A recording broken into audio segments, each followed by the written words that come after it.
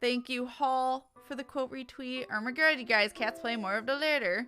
Ash and Bella are about to return to the scene of Bella's encounter with the ghost. What could possibly go wrong? Let's find out. I don't even remember what the story was the last time we played. So, thank you for the refresher. And those that retweeted, thank you, Bella Coco. Thank you, Dalton, Kotana, and Demonas. Thank you guys so much. Thank you, thank you. Halloween never ends. I mean, also true, but yeah. So, thank you, thank you. You sweet beans. Lurk all you need, Sathia. Heck yes. So,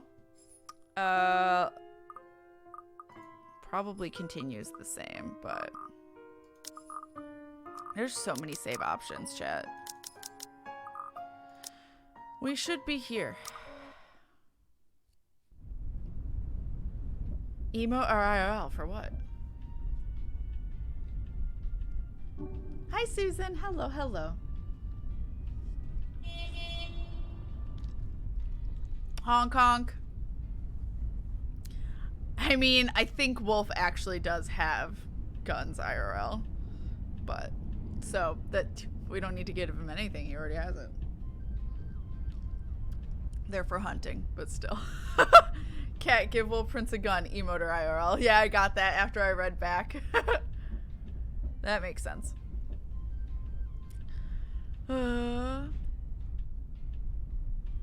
What they said, yeah. I'm really good at following along with conversations, sarcasm included. So yeah, currently, I don't know what we're doing, actually, because it's dark. Why are we going? Zarbucks! Zarbucks coffee, chat. Thank you for the hug. Honestly, I wouldn't be surprised, and maybe he mentioned it before. Yeah, I mean, he's probably mentioned it before. But yeah, no, he hunts. So, and I was like, I will never be able to watch you hunt. Ever. Baby with a gun. No. What's that? A knife? No. Hi, Rather Unicorn. Hello. How are you? But yeah, so let's get back into Ashton. Except for a few half-hearted attempts to get some kind of reaction from Isabella, the drive to BRC is a quiet, awkward affair. More so, the hour-long wait for nightfall. Even with only the two of us, the place is rife with tense energy. Only a matter of minutes now. But the ticking seconds don't take away the edge, and for the 5th time I reach out and fiddle with the radio, adjusting and turning the knobs with no real purpose. You're doing good? That's good. One of the developers' screen names is Cesar. Hey! So that's what the Starbucks is a play off of that. That's cute. Glad to be enjoying my lunch while watching. What's for lunch? It's like a production crew having their names in the Marvel films and shows. Yeah. It's a nervous quirk I've developed and never bothered to correct during stakeouts. Something to keep my mind occupied during long nights. What else is there for me to do? This is distracting. The person I usually count on for casual, out-of-the-blue chat refuses my attempts at starting one. Ash, out with it! She had more to say? I'm so sorry, ma'am. Hold on. Backlog. No, she didn't. Ash, out with it! If you have something to say. That's not in the subtitle! Alright. The way she quickly falters into silence after, in spite of the tone she takes, though, it makes me doubt if she really means everything she's telling me right now. I think she's anxious.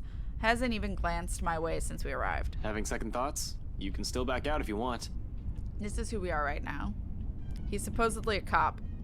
I don't know any cops that dress like that, but he's supposedly a cop, so. Or a detective.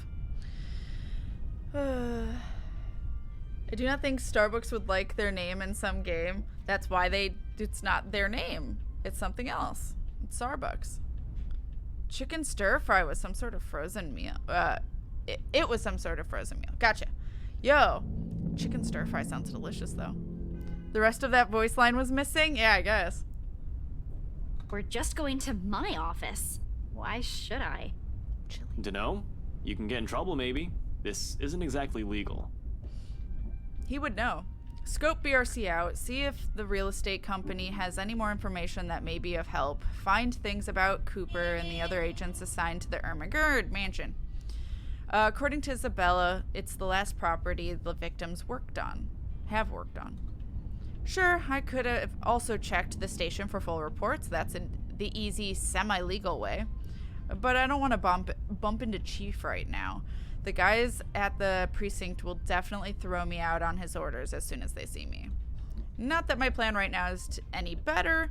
I'm just breaking into a different place, more or less, with a civilian to boot. The latter still doesn't sit well with me. It never will, especially if this might put her in a very tricky position afterwards. She's been very careful when it comes to her work, almost a model employee, as people would say. Why is she throwing caution to the wind now? I'm not an employee here. I'm not supposed to be looking for any confidential stuff. Only people like you are privy to. If you mentioned earlier that this is your plan, I might have had enough time to think about it. I already promised to help if you need access to those files. I didn't think you'd want to see them this soon and in this way. Besides, the same goes for you, right? You were taken off your case. Won't you get in trouble with your boss? Honestly, it's a toss-up between breaking into her office or into the Wright's mansion. As it stands, I'll have an easier time getting in here first. After all, why would someone want to break into a realty company? Been here many times before anyway, for a few casual visits when I wanted to bug Scaredy Cat. Over the years, I have more or less grown familiar with their security setup and how badly staffed they are. Plus, it's an old building. If the bankruptcy rumors are true... That is how you spell bankruptcy, isn't it? Huh. It just means their access protocols might be a little outdated. I can do this on my own, you know. Really? And how are you even planning to get into our office without an access card? Well, I was going to pry open the card reader and use a gecko. You're a hopeless case. I really want to know why no one has locked you up yet. Yeah, you're helping me with this. Willingly. I don't think that'll sit well with the Philippine embassy either. Chances are you'll probably get deported the minute they find out. I mean, he's just trying to protect her, and I mean, he's not. He's letting her know the consequences of these actions, basically. I hate this kind of voice acting. I played another game where they only voice acted the first sentence. Luckily, this is the only time this has happened.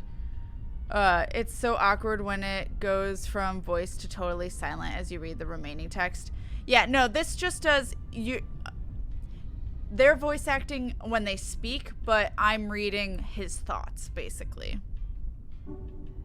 If that makes sense. Honking with no traffic around as well. I mean, funny like a manga calls it McDonald's. McDonald in the animation calls it Wackdonald's. Yeah. Yeah. They have to avoid it. Somebody tell the other driver to quit honking. Honk. I love that we still have the goose one. Breaking the law, the greatest pastime. He isn't wrong. No, he's not wrong. Low blow, I know, but it's worth a shot when she can still turn back. It's not like I don't have any means to get into the place. With or without her, I have a way. At least I have a reason to be snooping about. My badge and rank can speak for me in case things go south. You? For a passing second, it seems to work. A hint of panic and hesitation flashes across her features when she looks at me with searching eyes. Then unexpectedly it dissolves. Not behind the fear I'm anticipating, but underneath something sharp and searing. I'm not sure what she sees exactly or what she's hoping to find in the short while she holds my gaze. All of it merely goes unspoken and no longer than a minute later. She simply averts her attention back to the window, training it once again at some point outside. Isabella, please, now's not the time. It's too late for that, Ash. Give it a rest. An appeal, spoken in a voice too harsh coming from her. Perhaps unintentional, perhaps one that's already too exhausted of everything going on lately. It's hard not to concede when she takes on that tone, and soon, despite myself, I sigh.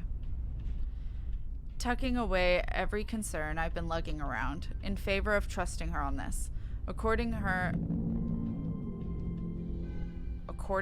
the same, anyway, the same confidence she has implicitly given me all this time. All right, okay, if that's what you want. And don't worry, I didn't mean what I said earlier. I won't let anything happen to you. This is only happening because we killed Rebecca. Rebecca! River from like the bedroom. Rebecca! Which is a reference to, oh fuck, Catbug, but I can't remember what show Catbug is from. Rebecca! Nah, he'd say that anyway. Oh, would he? Okay. Her lips briefly turn up in a smile, though none of the cheer reaches her eyes. Just get this over with, okay? Everyone should be out of the office by now. Somehow, the uncertainty in her posture makes me wonder if she intended it as some kind of comforting gesture. Whether it's for me or for her, she doesn't let me find out. Without saying another word, she exits the car while I'm left scrambling and chasing behind her. After her, whatever. She's already at the side entrance, a hand raised on the card reader beside it, and another poised to push open the door when I catch up to her. Whatever doubt there had been in her face a while ago, it's gone. Seeing her like this makes it easier to believe my worries are unfounded, that things might go smoothly this time. And where do you think you kids are going? It's late. Most offices in this building have already closed up shop for the weekend. The bloke seems friendly enough, though one can't really tell from his voice alone. He might be the wary sort, for all I know. Keeping an unconcerned face and aloof air won't hurt until I figure out how to wiggle us out of the situation. Just come back on Monday if you have important business. But from the way Isabella's face brightens up, it looks as though getting through won't be too much of a problem. He's probably been working here for a few months already then.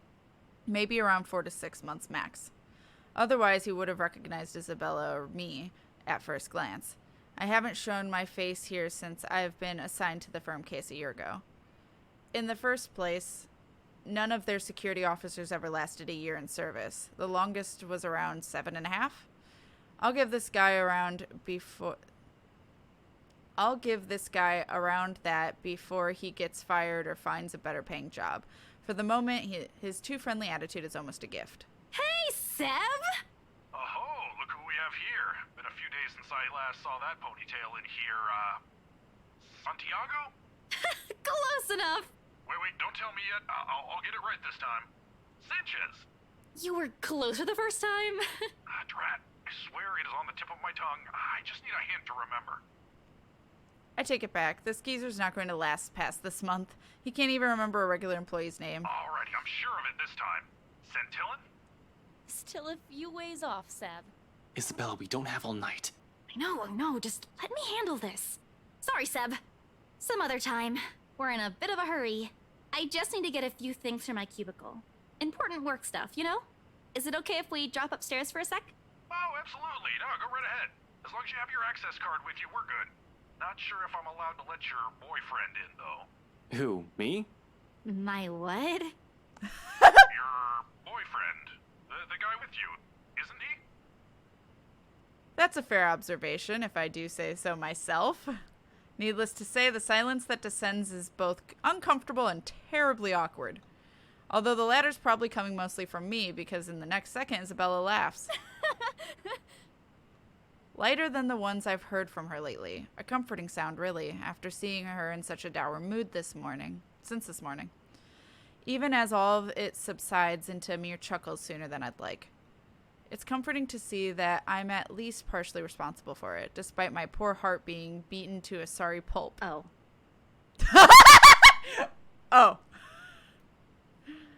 Catbug is from a show called Bravest Warriors. That's what it was. Never seen the show, but Catbug is iconic. Yeah. I've seen like one whole episode, but otherwise I've not really watched the show. I've seen a fuck ton of clips of Catbug though, and the Rebecca clip is amazing.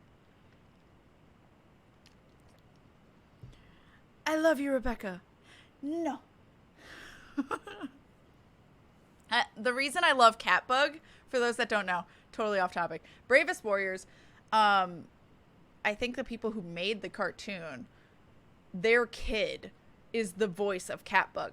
So they just have their kid talk and record. That's actually like their child's voice and whatever. Like they animate things he says and stuff, which is hilarious. So Catbug I love because it's like genuinely a kid's like innocence and also adorableness, but at the same time, the Rebecca plotline was so fucking funny. Anyway. Wow, chicka wow wow. Maybe not as in there as you thought yet, Ash. No, not quite. Oh. Oh, no. No. He's definitely not my boyfriend. She might as well have set it on fire and reduced it to dust while she's at it. Frankly, the number of no's in that sentence alone is a bit too much. Christ, one would have been enough to get the message across. Did she really have to put it that way? That's impossible. Stop being funny, Seb. I'll go on ahead, okay? She quickly shuffles inside with nothing more than a small wave, leaving behind an even more awkward atmosphere for me to wade through. It would have been bearable if I didn't have to suffer through a stranger's amusement. Alas, woe is me. Not the boyfriend, but close to it, huh? Mind your own business. Kids these days. Good to see her up and about, though. Thought for sure she'd up and disappear like the others. Excuse me? You know, stuff in the news. You mean what happened with Rose Cooper?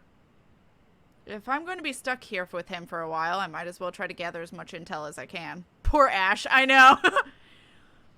He may just be a guard, someone with no real authority, but most of the time, people like him are the ones who know more than they let on. Yeah, but even before that, we've got a couple of good blokes we never saw again. Really? Those guys could have just resigned for all you know. Dunno, I only catch tidbits of stuff from over here. Though seriously, I heard the branch is getting flushed soon, but that's no excuse for anarchy. Figures why Boss Man's been in an awful temper these past months. They managed to strike a good deal with the mansion in Ansem, right? That didn't do the trick? Didn't seem like it.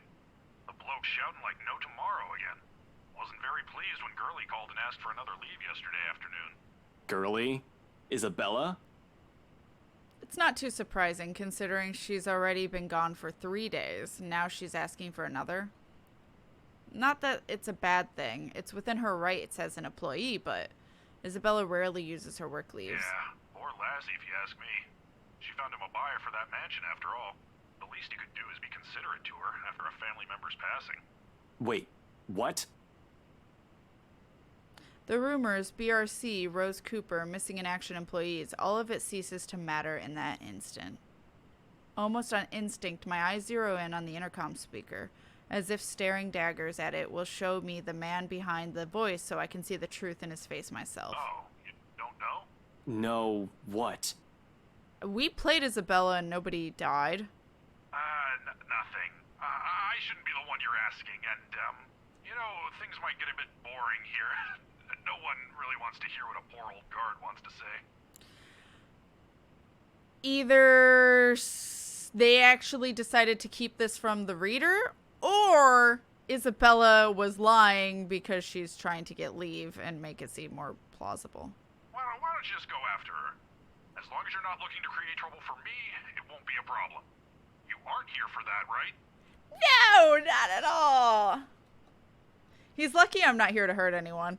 If I were someone with ill intentions, he might not be smiling at the end of the day. Well, no, but... I'll go and unlock that side entrance for you then. All right. Don't forget to turn off the lights before you both leave, okay?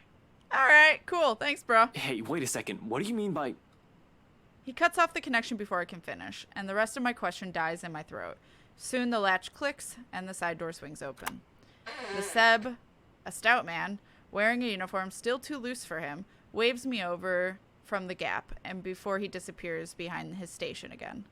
Just my luck. Here I thought I'm going to have to count on whatever Isabella brings with her. Although, no matter how much I want to feel happy, something else has already taken a firm seat in the forefront of my mind. Is that why she's been acting not herself today? Since when? Of course, as I step into the building, I try to push all these questions as far down as I can. I need to focus. Work is work.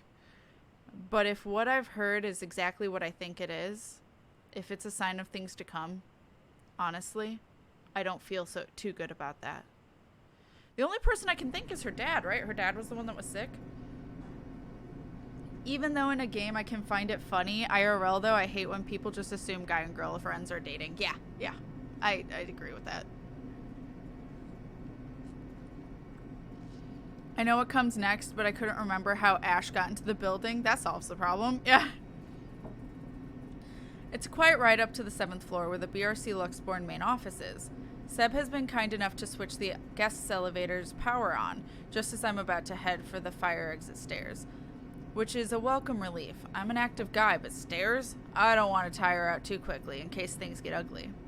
There probably won't be any trouble with the building this quiet, but you never know.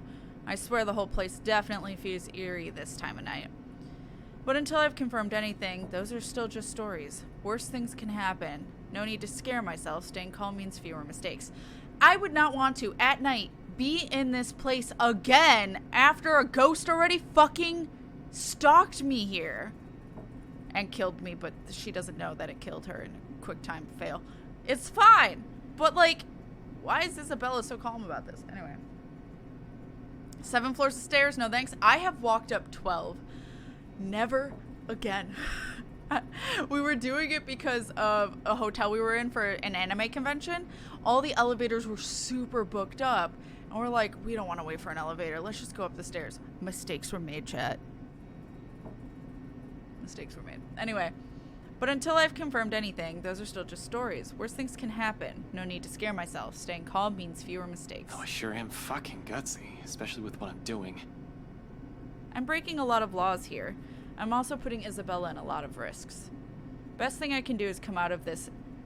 The best thing that can come out of this is Isabella's right all along. Yeah, that as well with 4 to 5 floors, yeah. It's like, nope, I'm good. I thought it was a good plan. I was wrong.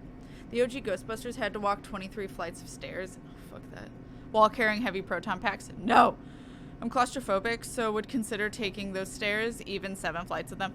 I am claustrophobic, but that's not why I don't like elevators. I actually just get worst case scenario in my mind with them. So I'm like, what if we get stuck? What if, like, it all of a sudden free falls? I've seen Resident Evil. What if the door's open and I'm trying to get out and then I die? You know, like, I get worst case scenario and get really, like, anxious in elevators. Don't like them. Me after an hour of walking, go on without me. Yeah. Worst case scenario: 1, someone finds out Isabella's involvement in this and her boss fires her. 2, I find evidence that would implicate BRC or Luke Wright in a crime, and my meddling, if I'm not careful enough, makes it inadmissible in court. Though I'll be honest, I strongly prefer losing my job or facing Wright over some spirit or ghost or whatever it is. Well, too bad, because it is the latter. I could always work around the problems with the former. Isabella could also find a better job. BRC never did pay her properly despite her efforts. But fighting off a phantom? How does one even do that? Do guns even work with them? The answer is no. That's why ghosts scare the shit out of me. Because how do you fight that? Serial killer I can punch in the face. I can try and hit with something. Can't do that with a ghost. Yeah, not going to happen. Final Destination has made me paranoid of elevators. Final Destination has made me scared of a lot of things. Airplanes. But I was already scared of airplanes before Final Destination. That just didn't help. But tonight, I'm here to fix things. Although, ironically, I'm not scared of... I do have worst case scenario ideas in my head with roller coasters, but I'm not scared of roller coasters. I'm just like, fuck it. I also enjoy them. Tight fence wires. God, that just makes me think of Watership Down. It was the Omen 2 that made me afraid of elevators. I don't think I saw Omen 2. I only saw Omen 1. What if I free fall is the reason I hate elevators? Yeah. Well, that's why I hate, like, roller rides at parks that do the free fall. I hate those because I'm like, what if the brakes don't catch me? Fuck. True, Rebecca tried throwing a bloody book at it. That didn't work. Also true. Yeah. But tonight, I'm here to fix things. If I do it without leaving a trail, all the better. Good thing that's what I'm good at. You already left a trail by talking to the security manager. Security guard, not manager. Oh, I hate this. I got easy way in. I got the achievement easy way in, but there were no options for me to choose to maybe not have the easy way in? Huh. I'm saving because I don't like this music. Making me obnoxious. All right. What I'll probably never be good at is finding the proper words when a sitch calls for it. So that's short for situation. And that never left my mind, Fair. You don't have to come here with Belle. What do you mean? Isn't she already here? But seeing Isabella's small form beyond those doors, how she pushes through despite carrying an entirely different burden this time, how she's pretending as if everything's normal, it's difficult not to try. People who have never looked beyond their smiles will never know. Will never understand. Hell, even Rebecca's probably not aware of this yet. I get it. We have other problems at hand. I've done the same thing plenty of times to protect myself after all. But it's all in her eyes when she glances up and the few light raps I give on the door. She wastes no time in leaving the mess of papers on the table and opening it for me, though even her confusion as she takes in my presence barely hides it. Seb, let you in? The rough edge in her voice rings a whole different tune now that I'm fully aware why. But knowing is different from hearing it straight from her. I can't simply bring this up, can I? It's not a topic suited for casual conversation, and I doubt she wants to talk to me about it. Oh, don't make this an option! As much as I want to help, there's a distance between us I'll never be able to cross. One that wouldn't even be there if it wasn't for me. Perhaps if I had been more honest years ago and less of a coward, I might have been able to. Figures I couldn't even do that for the one person I keep telling myself that I care deeply about. What can I say? I'm a very charming person. To a rock, maybe?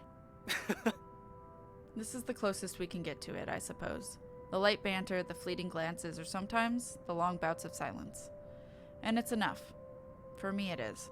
Because even without words, there's comfort. With her, it's easy. Must be a pretty cool rock then. Ugh, get over yourself.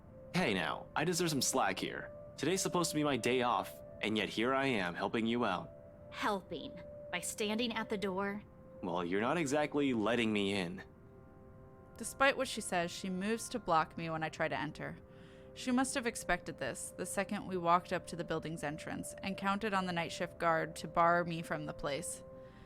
It's reassuring to know she's somehow worried about me, although it's a bit misplaced at the moment.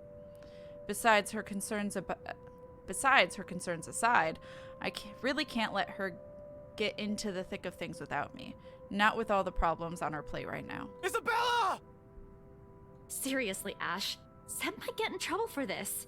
You might get in even bigger trouble with your boss. Wait. What the fuck was that scream? What was that? What was that voice acting? I was like, what is there, a ghost behind her? And you're not? What was that?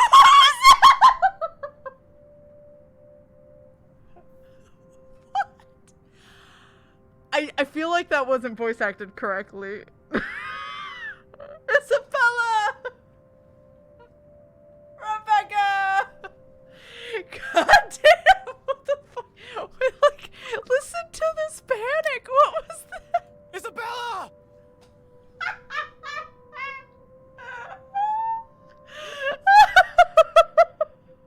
Isabella! Isabella!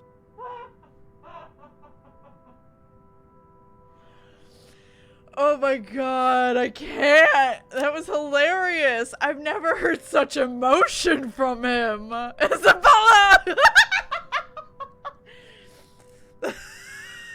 Why are you shouting, Ash? New alert! New alert! We gotta just Isabella! Isabella! Isabella! Oh my god, that's so fucking funny to me. I don't know. It was not placed well. Oh my god. God damn it. You don't have to come here with Isabella. She can be unwilling or unable to come depending on your choices. Oh, got you. Not so easy to get in without her. Gotcha. I remember white-knuckling handbars on a log ride as a teen at an amusement park in my area because there were no restraints and I was terrified I was going to fly out. Aww. Twins laughed at me with their mom. That's rude. No, like, I get that. I get that fear. Loud voices! Oh my god. The first one would be the best, because then we have, like, Ash actually, like, here, too. If we can, like, crop that. I'll have to talk to Kath about it. That was so fucking funny. Oh my god. Even when he meets a ghost, he doesn't sound like that. Isabella! Isabella, I can't control the volume of my voice! Yeah, that was just really strange. Anyway. We've already talked about this back at Zach's. It's out of the question. At least do it for Seb, please. He's a really nice guy. With the way things are going here, he's... On that, I agree with her. Seb's not such a bad fellow. Maybe a little careless with his job and talks too much, but he means well. I'd hate to see the guy leave here with a bad record, in case something goes wrong. However, the anxious look she shoots back at the table behind her brings an even bigger worry. Did you find something? Aside from what you told me about yesterday? Not yet. I'm not sure. I haven't started going through the files we have in the records room. Just the ones they handed to me and Rose. Let me see. Wait, Ash! Isabella, I already promised you that no one's going to get in trouble after we're done here. Even Seb. I'll make sure we leave the place clean. Her hesitation's still there, a split second of indecision as she tries to form an argument. Eventually, when nothing comes to mind, she steps aside. Okay, but we can't take the original files out of this office, clear? Not even a single sheet. We'll just have to make a copy. Don't worry, that's the plan. It appears to reassure her. A nod, then shortly, she gestures for me to follow. Passing the sea of cubicles, I can't help but take in everything in the office, a force of habit for the most part. As far as I know, BRC Luxborn used to own this whole building. Offices on several floors, once upon a time, when real estate is still a lucrative business for the company in this side of the country. Then competition showed up and suddenly everything's not so good anymore. It only got worse as the years went by, so according to the rumors. Just take a picture with your phone. That's what I was thinking. Now the branch is just this floor, despite what the huge sign on the building's facade says. And frankly, it's not too hard to believe when one looks at the state of this room right now. A number of desks have been cleared out. Personal mementos are scarce as if the employees have gone on an exodus. That'll be the downsizing. Probably. Still worrisome, though. Loud stepping intensifies. Of course, I shake away all of this when Isabella starts handing me the papers she's been looking through. Focus, Frey. There's no point in whining or dwelling on it any longer. That's why we're here in the first place, to find out what the real deal is the old-fashioned way. Isabella's presence is a whole other blessing, too. I couldn't imagine how long this would take if I pushed going in here alone. Is this everything? Where are the documents you mentioned? Still locked up in the records room. Do you need them now? Bring them here. Everything that has to do with the mansion's sale. Even those who worked on it during the renovations. The cleanup. Everything. Including your mandatory sign-in sheets. It's an odd thing to bring up, but at least it elicits a laugh from her before she heads to the record room. She remembers. And no matter how weak the sound of it is from her usual ones, it's a welcome thing to hear. It reminds me that the Isabella I know is still in there. She returns minutes later with a thick stack of folders and binders. Ermagerd Mansion! For the next half of the hour, we work in complete silence while we dig into everything compiled in the folders. Not an easy task considering how thick the whole thing is, but there's two of us. Excuse me. In fact, Isabella does most of the work, sorting the contracts, the employees list, and stuff we won't need into a neat pile. Just the files for the restoration alone makes up a stack of papers that's an inch thick. Third-party service providers hired by the masonry, radiators, woodworking, plasterwork, slate roofing, and a whole bunch of other things are well documented. Hell, every single contractor who worked on the project were listed individually, even if they were just there to do the plumbing. It's a high-profile and high-cost estate, all right. But with the scope comes the loopholes. Means plenty of room to hide something in, if there's something fishy going on. All I have to do is find a pattern. And it doesn't take long. Upon a closer glance, despite the original owner shouldering the renovation costs, it'll be surprising if they manage to break even on the Ermagerd mansion. What with the additional expenses for the open house, the commission of their agents, and other overhead fees. At one point, the negotiations to get it listed under BRC's name almost broke down too. Some disagreements about the listing price.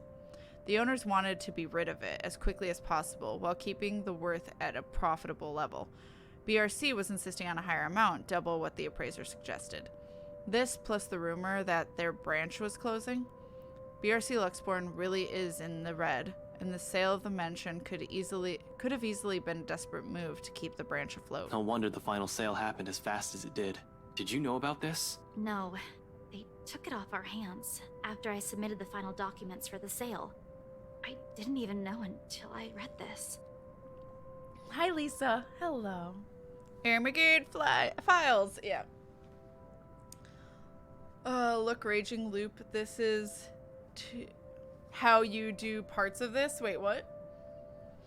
For what? I'm not sure if Rose did. I've only been given the key to the records room after she... Anyway, my point is, they've kept all the files from me. Rose was the one who compiled everything from our side. And even then, she was probably not aware of this. There's only so much they let us know. After that, they just told us to wait for our commission, and that the legal team would handle the rest. The rumors are true. Huh. Seems so. Sheesh, this place is just unlucky. Going bankrupt while the rest of this crap is happening. But this isn't what we're looking for. What we need is the who. The people aside from Isabella and Cooper involved in this business with the mansion, and the how they are now. We can't do much with the outside contractors. They won't be on file. The employee list, on the other hand, even with 2 people working through the pile, the whole task still takes quite a while. It's a quarter of an hour later when we put down the papers with a sigh and move on to the client's upon Isabella's insistence. For that, the sign-in form with the open house comes in handy. Something that gives me a laugh when I spy the fake name I wrote on one of the sheets. Hannah Wright, Luke Wright, Richard Frank. Ash Lee, is that what your name was?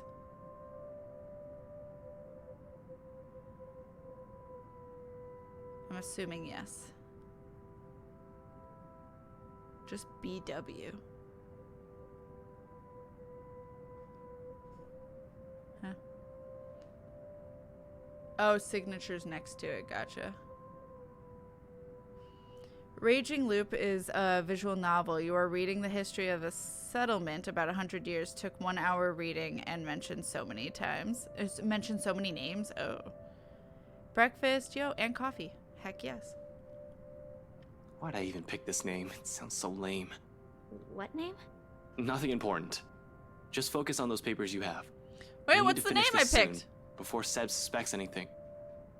I'm guessing it's Ash Lee, but she snatches the paper away before the thought of hiding it occurs to me.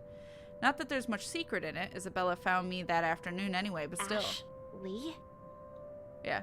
I've been careless that day, tailing Luke Wright without confirming where they were headed off to.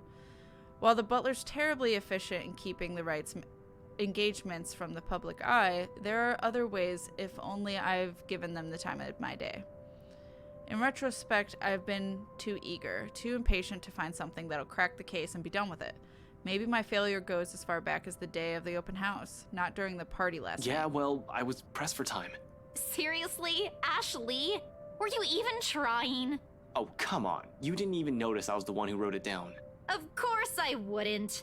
Only an idiot would use his real name. It worked, though. Admit it. It's genius. Who would have thought, huh? Is his last name? No, it's Frey. That's not...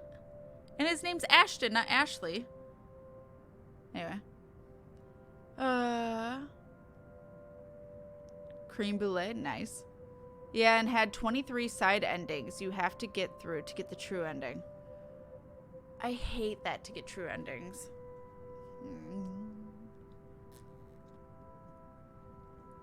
Anyway, she responds with a roll of her eyes, then drops the matter entirely by shoving the paper back into my hands. We lapse back into our respective tasks afterwards, wordlessly skimming through everything. Read, set aside, get another one. Looking back at the sign-in sheet, I spot Luke Wright and Hannah Wright listed up top. Not that I don't know about them already, of course, but scanning through the list... My heart, that scared the shit out of me.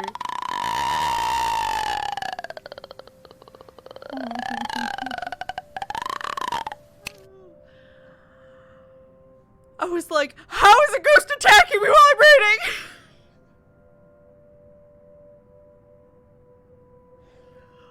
That really got me. Oh my god, Sue, thank you for the 6666.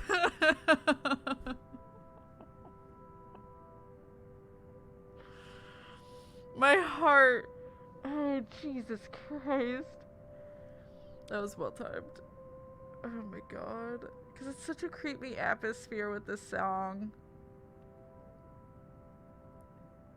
Twitch gave the game so many plot holes. Oh, F. Christmas stockings, that's exciting.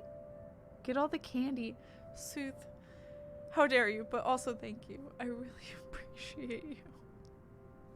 Thank you.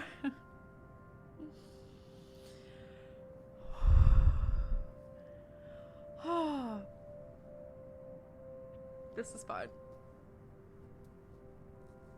This is fine. Alright. A name immediately comes to my attention. Madeline Williams. Something wrong? There's no requirement to do that to get the true ending in this game, just for the record. That said, it does take more thought than I was prepared to put in. That's fair. Huh? No, just that I remember this girl listed here. She frowns, moves her seat closer, and takes a careful read at the sheet. There's a long moment before she speaks up again, but from the way she tenses, she appears to be expecting the worst already. What about her? She was with me, in the group following Cooper, when we toured the upstairs part of the mansion, I mean. Rather loud one, especially when we took a peek into the attic. Kept talking about the ghost stories the whole tour. Then, do you? Do you think she's... She was reported missing 3 days after. Shit.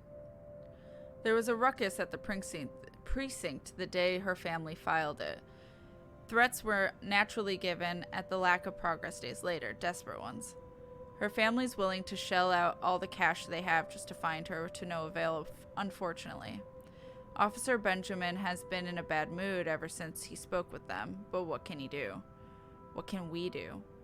He's tied. We're all tied. There's only so much we're able to do with everything that has been shoved into our hands recently. She still hasn't been found. It's already been a week. Isabella makes no further comment aside from a nod. Instead, she sits back on her chair with a distant look in her eyes, her hands balling into a fist as she struggles with her frustration. Or maybe it's anger. But the moment doesn't last too long. Soon, her grip loosens and she folds her hands back on her lap.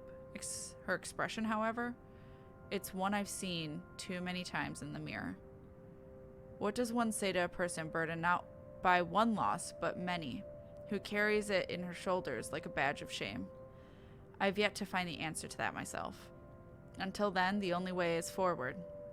Press on to see where our attempts at fixing our mistakes might lead us. And despite my own doubts, a glimpse of that look on her face is enough reason for me. I can't just give up. There's too much at stake, too much to lose. I'm still, like, on edge. Ah! I am so not recommending Raging Loop. Fair. Wait, what? To which thing? With a renewed focus, I continue. On the third and last sheet, I spot another one. Beatrice Wilde. One I recall from the newspaper obituaries. Died of a heart attack. A letter of correspondence expressing condolences to her family confirms as much in her files. Passed away at age 74 in her sleep. She's at that age. It certainly could have been a natural death. Right? I'd like to believe so. But 3 more letters turn up when I'm rummaging through the stack, and it leaves nothing more than foreboding feeling in me. They're all addressed to families of clients who have passed away in the past week. Regardless, these go into the pile of things worth looking into after our visit here, along with Williams's info sheet. There are just so many names, so many faces, each one I've seen that day, and here I am wondering if they're all right. It isn't a selfless thought that brings the question to mind. Rather, it's the logic that if more of them are still alive, the more people I can choose to question. Nothing's concrete yet, of course. These are just speculation, but we're making progress. Once done with the sign-in sheets, I stash it along with the growing pile to my left and pull out as many of the other documents Isabella has already prepared for me. We're working through the employee lists now, those who have been assigned to the mansion. Because if Isabella was to be believed, if what she's seen and what happened to Rose Cooper is because of that letter, I need to know everyone who has possibly read it besides the 3 of us, if they've been noticing strange things too. For all I know, these have just been a terrible coincidence. Although the thought of that starts to diminish as we dig into the BRC's company files. 15 minutes later, the stack close to my elbow has risen from 5 to 21 different dossiers. Client and employee documentation, people who have either visited the open house or worked on the property in some capacity since the letter's discovery. Turns out there are 2 more employees who handled the mansion directly, aside from Cooper and Isabella. Christian Sy, the realty specialist, and Mark Julius Jean-Marie, the estate This praiser. C guy, he was in custody just the other day. Really? What? Sir John has take the been stuff out looking of the jar? for him. Okay, thank you. He stopped reporting to Good luck work at a work. few weeks ago. Are you sure it's the same person? Yep, this is him. Folks at the precinct said they went to his house after a noise complaint. They found him just acting all crazy. Had to take him in when he started getting violent. He kept screaming about a woman. Immediately she stiffens. I don't want to bring it up or imply a connection to Isabella's story, but that is exactly what happened. It was driving the guards mad, but he didn't last too long in there. A few hours in, and he just started bashing his own head against the wall, and, well, it was messy, to say the least. So it's like in fucking Detroit Become Human. Oh no, we had no idea. Is he okay? HR just marked him as AWOL because none of their calls would get through. He's in the hospital right now. I heard they're putting him into a psychiatric ward as soon as he recovers. He's still a bit unstable. Jean-Marie, on the other hand, his employee file notes his date of leaving, and even with his final payment had been given. When his final payment. Along with it, there's a letter to his family about the appraiser being found dead in the office. Communication is hush-hush, and there's a mention of a compensation if they don't talk about it to the media. Inspector Abigail has often scolded me for not reading the reports on a regular basis, but I try to keep it up to date as much as I can. When I do, I make sure I'm aware of the gist of what's going on in my city. This never reached the police's ears or the health and safety executive. Do you know about this guy? One glance at her says everything. They've hidden it from the media, they've kept it from the police. It's not surprising this will also be a secret from someone of Isabella's position in the company. Fuck. Rose was looking for him. Last week. We haven't heard anything from him either. Until now. They never mentioned this to us. Business going under and someone dies while working here? Of course they want to keep that quiet. It's bad publicity. This whole thing is just getting freakier by the minute. Nevertheless, I hand the files for Isabella to make a copy The of. pages with their names, addresses, and contact numbers will do. We'll start with the ones who live within the city. Sometimes there are things we really can't just brush off as mere coincidence. In my line of work, once a pattern pops up, it's only right to be suspicious. Don't be suspicious. Don't be suspicious. If he died in the office, then I guess he failed the QT. God damn it. Especially the thing about Psy. It hits too close to the stuff my own friends have been telling me. All of this?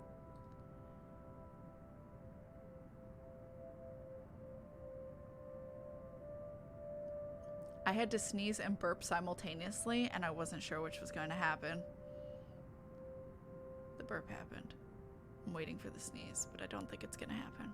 Anyway. Excuse me. It's considerably thinner than the one she brought in, yet somehow the way she hugs the folders close to her makes it seem heavier. We call that a snurp. It's like she's hanging onto it with the same manner one would latch onto a lifeline. Only the noteworthy ones. And those that might still be alive. Might. She doesn't need to know that. We can't check the outside contractors, but the guys with the direct connection to BRC and the people who attended the open house should be enough. We don't have time to see how everyone's doing, especially if what you said is true. For a second, she appears about to argue, then quickly decides against it and hides it away before anyone reads the question in her face. Then, in a too abrupt motion, she turns towards the copier and gets to work. Soon, only the machine's constant thrums fill the air around us, while I keep myself busy cleaning up the mess we've made. The lack of talk is awkward, to put it mildly. Disturbing, at worst. I've gotten so used to letting her just babble away whenever it's just the two of us. I could tell, however, she wants to do more. She wants to fix this mess herself, and that desire makes her antsy. But at the same time, she's learning how not to be impulsive or stubborn, exactly as I've told her yesterday before agreeing to any of this. Or maybe these so-called changes have always been with her. Dire situations have always pushed people to change, after all. Although seeing this happen in front of me only makes it difficult to find the proper things to say. In an atmosphere this tense and charged, what is left for us to talk about? Certainly not the news. What's worse is when you only realize all of this in hindsight, right after you've already ran your mouth off. You know, for a house your company seems to be in a hurry to sell, they still made quite a fortune out of it. Look at this. 1, 2, 3... 6. Are you sure they're planning to give your entire share for this? This isn't a small amount, especially given the usual cut. And their accounting department isn't in the greatest shape either. Even if they don't, it's not like someone still needs it. And there's the reason why people don't let me talk. Silence once again descends throughout the room, denser compared to the ones we've shared tonight. Behind me, I can still hear her movements, sharp and precise while she feeds the originals to the machine. Then, with one last click, all of it stops. Her feet shuffles lightly against the floor when she moves away. Something creaks softly, probably the table, as she settles her weight against its side. By this time, an apology is already at the tip of my tongue, but... Belle, Papa's gone, Ash. Okay, so it's true. Oh! Now, wow, her boss is a fuck. Her dad died, and he's upset she's taking a 4th day off. Especially after her coworker died, too. Oh, no. Oh, my God. The lack of empathy. Sometimes I hate people. I mean, I know it's a story. I know it's not a real person. But shit like that happens. Also, I have a new thing.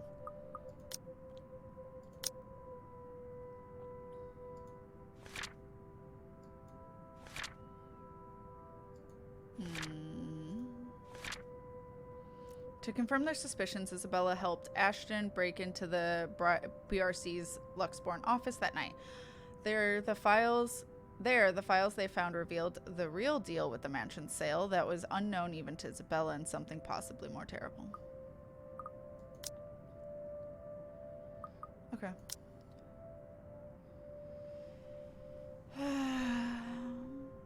It's a good way to get sued. Yeah. Yeah, her boss is a fuck. He's not in the game much, but you can tell from what there is that he is a bad boss. Yeah. 2 close people in his life are dead within a few weeks. Small miracle. She has left the house. Or yeah, in her life, yeah. Yeah.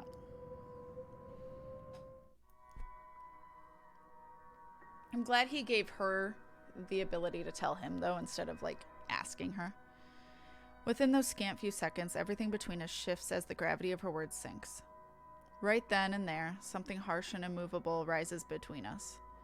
Death is something I'm familiar with. Excuse me. Almost 10 years in the police force, and it's impossible not to get acquainted with it.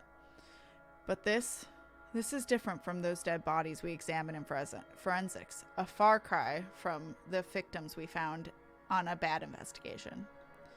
Those I could easily distance myself from. No emotional attachments, no need for pretenses. Yet somehow I still find myself grasping for things to tell her.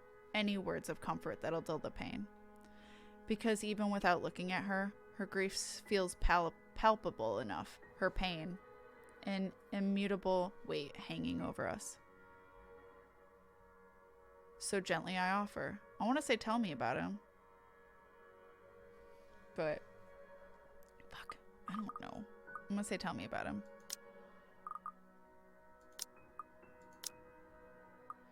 Plus the whole being haunted and murdered by a ghost as well. Yeah, that too. Bad pronouns, you're fine.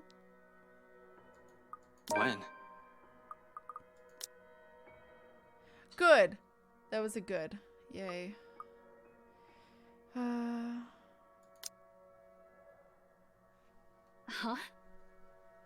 When what? Your dad.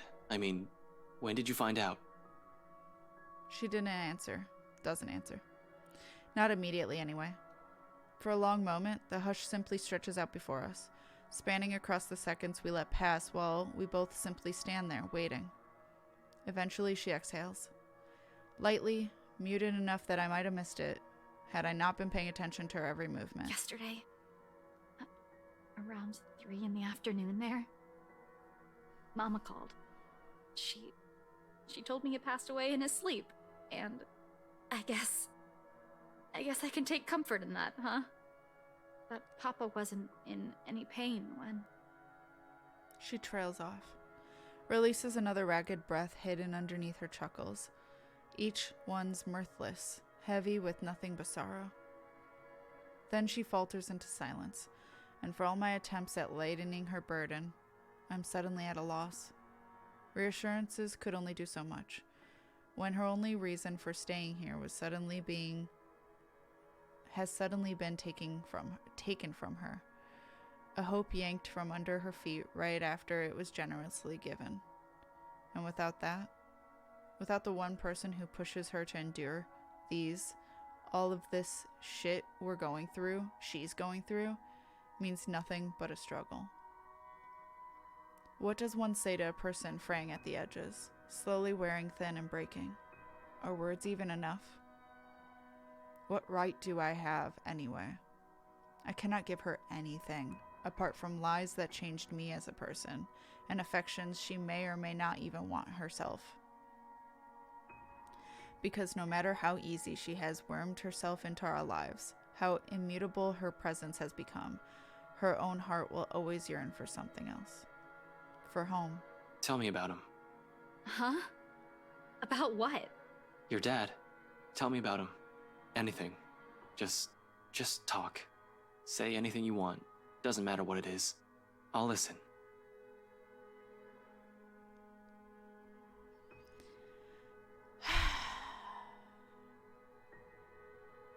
I really like Ash. Didn't think I would.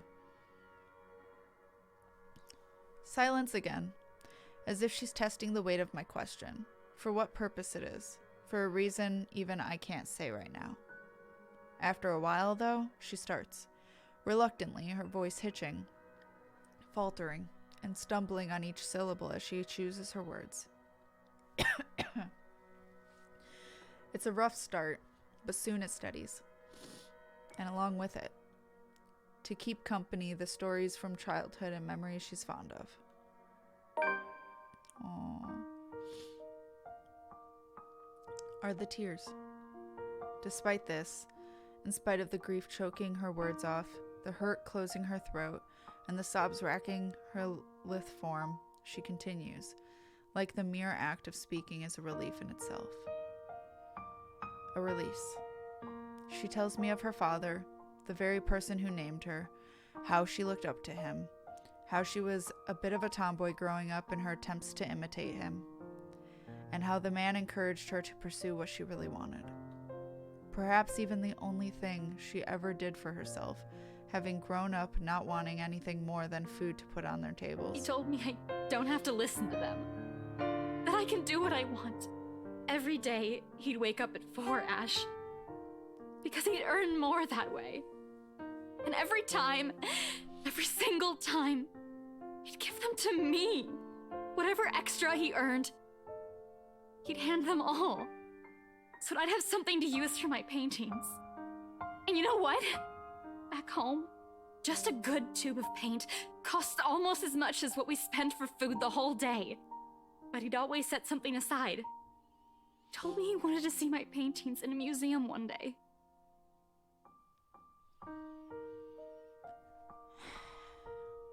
She pours all of it out. Every little thing she loved and admired about him. Like this, it's easy to see why she has gone to such great lengths for him. Why she abandoned her dreams. Why she went against his wishes, just to grant him another chance at life. Others will say it's her warmth that draws people to her, or her cheer. Neither are wrong, but neither is the whole truth to her either. Because those who have never bothered to look beyond the surface will never see it, see her. See someone earnest, someone who has always meant well, despite her underlying stubbornness. This is how she loves. Warm, steadfast, unflinching. You never meet many people like her, not in my line of work, not with the kind of people I've had to deal with. Always with something to hide, always with something to lie about. Eventually, when you run across too many of them, you change. You become like them. In many ways, for a lot of reasons, she's the kind of person I want to be and be around with. Who made me feel I am still worth something. He didn't want me to leave. Said, begged, that I should finish my studies first. In the end, I couldn't even grant him that one request. I'm a terrible daughter, aren't I? You're not. Huh? You're not. I can't speak for your dad. I haven't even met the man. But I know you're not. I'm not entirely sure where I'm going with this. The remark just came out. Now I'm stringing all of these together as I go. One thing is certain. None of what I'm about to say is a lie. The Isabella I know is a total klutz, but I've never seen anyone work as hard as she does. She's the type who wears her heart on her sleeve, though it's not necessarily a bad thing. It's always in the right place. She's intimidated by a lot of stuff, but she knows how to appreciate the smallest things in life. Frankly, you've caused us no small amount of trouble since you barged into our lives. But when I'm with you, all of my worries seem trivial. Heat has already crept up my face when the turn this whole thing is about to take registers. You maybe don't want to... Maybe we don't want to admit our feelings for her after her father just died. She's a little bit in a vulnerable place, but okay. Oh, yeah, the bot might have thought it was a link. No, it's more... Yeah, it's more that it thinks that if you don't put a space after a dot, it just auto-sims. It's a link. Not the time or place, yeah. Like, I know he's trying to make her feel better about telling her that she's not a horrible daughter. He's trying to reassure her, and that's fine. But god damn it, Ash.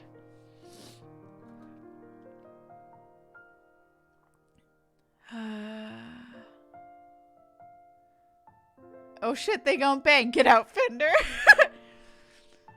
Before I blurt the rest of it out, declare feelings I'm not even ready to reveal to anyone, much less to her, my hand comes up to smother the rest of it. Good.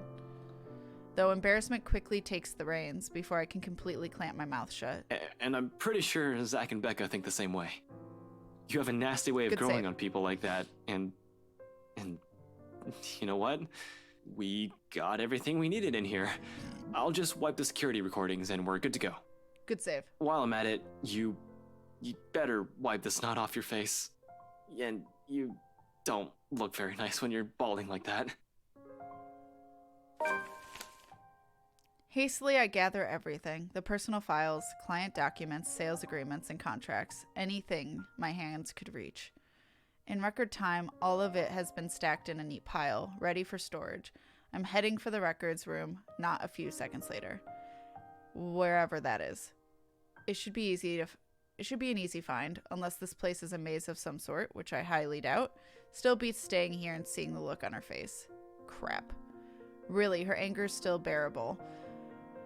I can take that, including the glower she sends my way. So, yeah, I'll go get the security Nice videos save. and put these back where you pulled them from. Man, Ash, it's just Oops. paper. You don't even know where I... Hold on, I cut him off. so, yeah, I'll go get the security videos and put these back where you pulled them from. Man, these are heavy, you know? I'm sorry your dad died. Would you like to replace him with a daddy? No! That is horrible! Ash, if he kept talking, probably. God damn it! Oh my god. That's so inappropriate. Fender, no! Oh my god.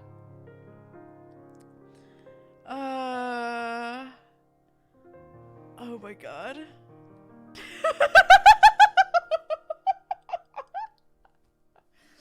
Hi there.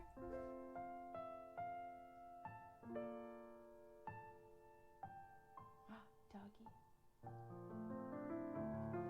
Oh my god. Also, kind of thank you. It made me stop crying. Yeah, right? Yeah, Isabella talking about her dad was hard. It's just hard to lose someone. Look me in my cold dead eyes and tell me I'm wrong, Fender. Hi, Kingdom. Oh, mine was tame compared to Fender, yeah. Oh my god.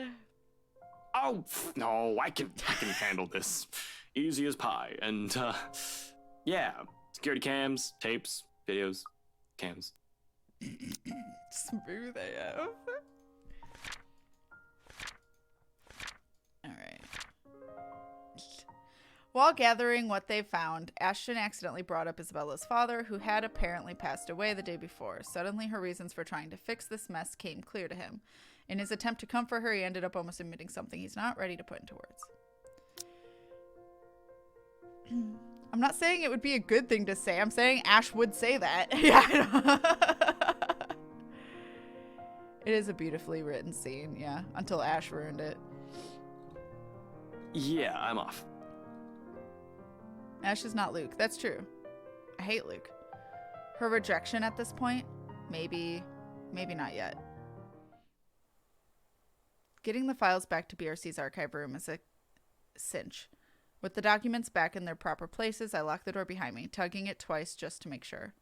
Now, on to the next order of business. Removing the evidence of our little excursion in here, or at the very least, the parts showing what we've been doing during the past hour. Can't have our faces plastered on security footage showing us breaking the law, as it were. I'm gonna have to wipe the data for Isabella's access card entries too. Surprisingly, finding their security room proves a breeze. What will be tricky is getting inside. I don't like this quiet. The fact that no one has walked out during the whole time we've been here means the room is either empty or their security is sound asleep. I'm banking more on the former. If they're cutting corners and firing agents, I have no doubt that they've fired the guy stationed here, if they have anyone watching the monitors in the first place. It's a rather common thing for establishments. Just leave security recording indefinitely and only check the footage if something actually happens. Just to check, I press my ear against the door, listening for a sign of anyone occupying the room. After a minute and nothing, I give the knob a few rattles. Standard lock and key. Should be easy enough to pick. Luke doesn't have the poetry in his heart for a line like that. We have lockpick sets, but those are only to be used if necessary and with a search warrant. Even then, it's a skill set rarely needed. Subtlety isn't on a cop's priority if they have authority to search the premises. Bolt cutters and brute force are the favored methods. If those fail, we call a locksmith. Me, I prefer the good old hairpin trick when those options aren't available. Besides, they're easy to hide and store for emergencies. Running my hands through my hair, I pull a pair of bobby pins. You have bobby pins in your hair? Why? 2 of these and I can just about open any standard lock. One makes a lever and the other makes a handle. I won't call it a complex skill, but it certainly takes time and a lot of practice to successfully pick a lock. Good thing I practiced with them for a bit in my college years. I learned more when they're accessible and standard use for a law enforcement officer. A wiggle here, click there, and I managed to seize all the pins in the locking mechanism soon enough. With the slight turn of the knob, the security room's ripe for the picking. The room's odor hits me first. A sharp and nauseating stench, as if someone has accidentally spilled a gallon of bleach in the room. Oh no.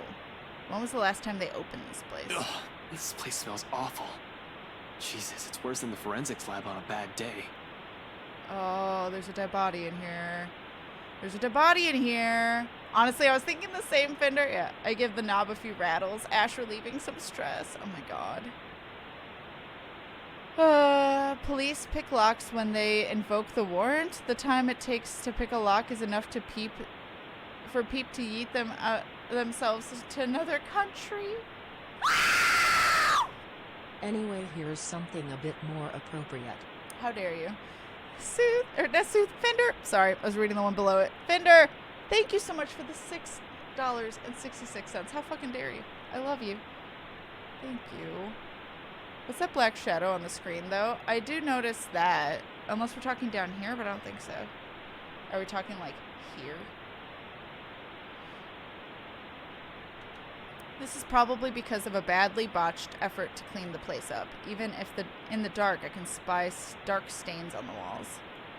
I really don't have time to try and play is this ketchup or soda right now, but I have the strange gut feeling who the mess might belong to. As expected, no security personnel mans the office CCTV controls, and the standalone DVR setup is open for anyone. Nah, the one in the top middle. Okay. Normally, I'd have heaps of things to say about the sloppy security setup, but right now, their negligence makes the whole task of erasing evidence easier. No fuss, no muss. The next one should be to access the access card data. Hopefully, getting into their computer won't be too much of a hassle. Everything set up now has been smooth sailing. There have been hiccups, I'll give it that, though it does nothing to dampen the good mood I'm in. Once I shift my attention to the machine sitting next to the DVR setup, all of it swiftly evaporates. I am no computer buff, but I can definitely recognize one more than a decade old. Simply looking at it makes me feel younger. With a heavy sigh, I power it up and mentally prepare myself for a slow slug. Slow, apparently, remains an understatement here. It takes a whole 3 minutes for the thing to start up. The OS hasn't even started loading, and in my boredom, I start inspecting the live feeds on the cams. Only 2 works. One for the view outside, everything seems to be in order there, and the other, the main workspace, where it's a fleeting glimpse, a cursory glance, but the sight of it stops me. I see more of a shadow now. Great. The image is a bit blurry, but standing there right in the middle of the room by one of the cubicles I can make out a form of. What the hell is... I don't get too far from that line of thought. No few seconds after my words have slipped out, without any sort of warning, while I'm still trying to make sense of what it is, the figure moves. A moment of paralysis hits me when she stops right in front of the camera. Like a damn rookie, I go still in the face of danger. I definitely haven't been trained to handle the supernatural, and this is one, isn't it? And, oh fuck, her eyes bore into me, the malice in them piercing, even beyond the screen. It's enough to make me go numb. Only the mug crashing to the floor when my hand accidentally takes a swipe at it snaps me out of my trance, reminding me that I'm not the only one here. Isabella. It seems she hasn't noticed anything. Am I the only one seeing this? In any case, whatever's happening, I have to get her out. Gathering my wits, I quickly reach for my phone. It takes all but 2 seconds before she answers, but there's no time for relief. Did you really have to call? We're practically on the same floor. Get out of there. What? What are you... Out. Get out. I'll meet you in the elevator. Just You're creeping me out, Ash. get yourself out of that place, now! Without a second thought, I back away from the controls from the room, ready to be done with this place. But before my foot even moves, she disappears. Son of a... Instinct instantly takes over, and my hand quickly reaches for the gun at my side, only to meet empty air. A mistake that costs me a few precious seconds while the paperwork I brought with me threatens to scatter everywhere at the same time. Gathering everything and myself once more, with no weapon to protect myself, my sense of self-preservation kicks in next, and I lunge towards the door. I sprint across the office without daring to look back. Isabella's already waiting in front of the elevators by the time I make it out of their office. Worry creases her eyebrows upon glancing at me, but I don't have time to answer the question in her eyes. As soon as I reach her, I grab an arm, practically throw the two of us in the open elevator, and slam the button for the ground floor. You didn't clear the footage! There's still evidence! A sigh of relief escapes me when the elevator starts to descend. Its descent. The clicking noise fades off into the distance. Beside me, Isabella shifts, moving the stack of papers under her arm while she takes in my appearance. Concerns in her eyes, though all I offer her is a small gesture of my hand while I attempt to compose myself. Breathe. In. Out. Why are we in such a hurry? We need to get out of this place. Did you get everything? Yeah, it's all here. But really, you don't look too good. What's wrong, Ash? I'll be fine. I was in the security room. From the monitors, there was a fucking... The rest of what I'm about to say dies on my tongue when the elevator stops and the door opens too.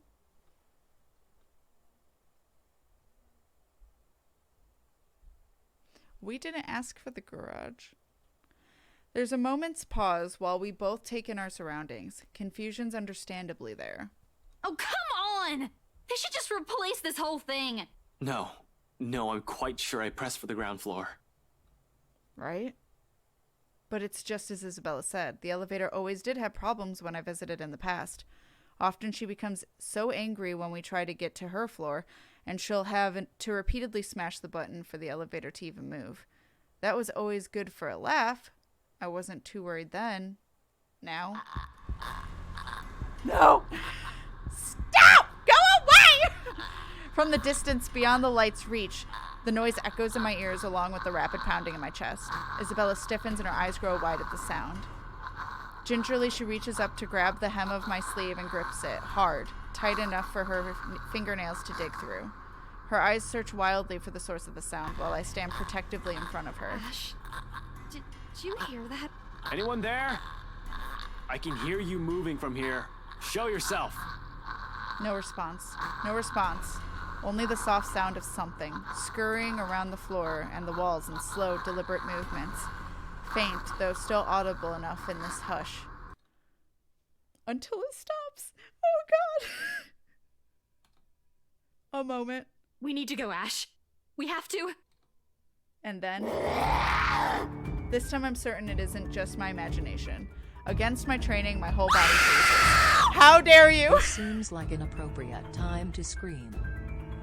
Sis Sarah, thank you for the 666 biddies! Ah! Show yourself, he said to an effing ghost. Yeah. Brave to call her out, Ash.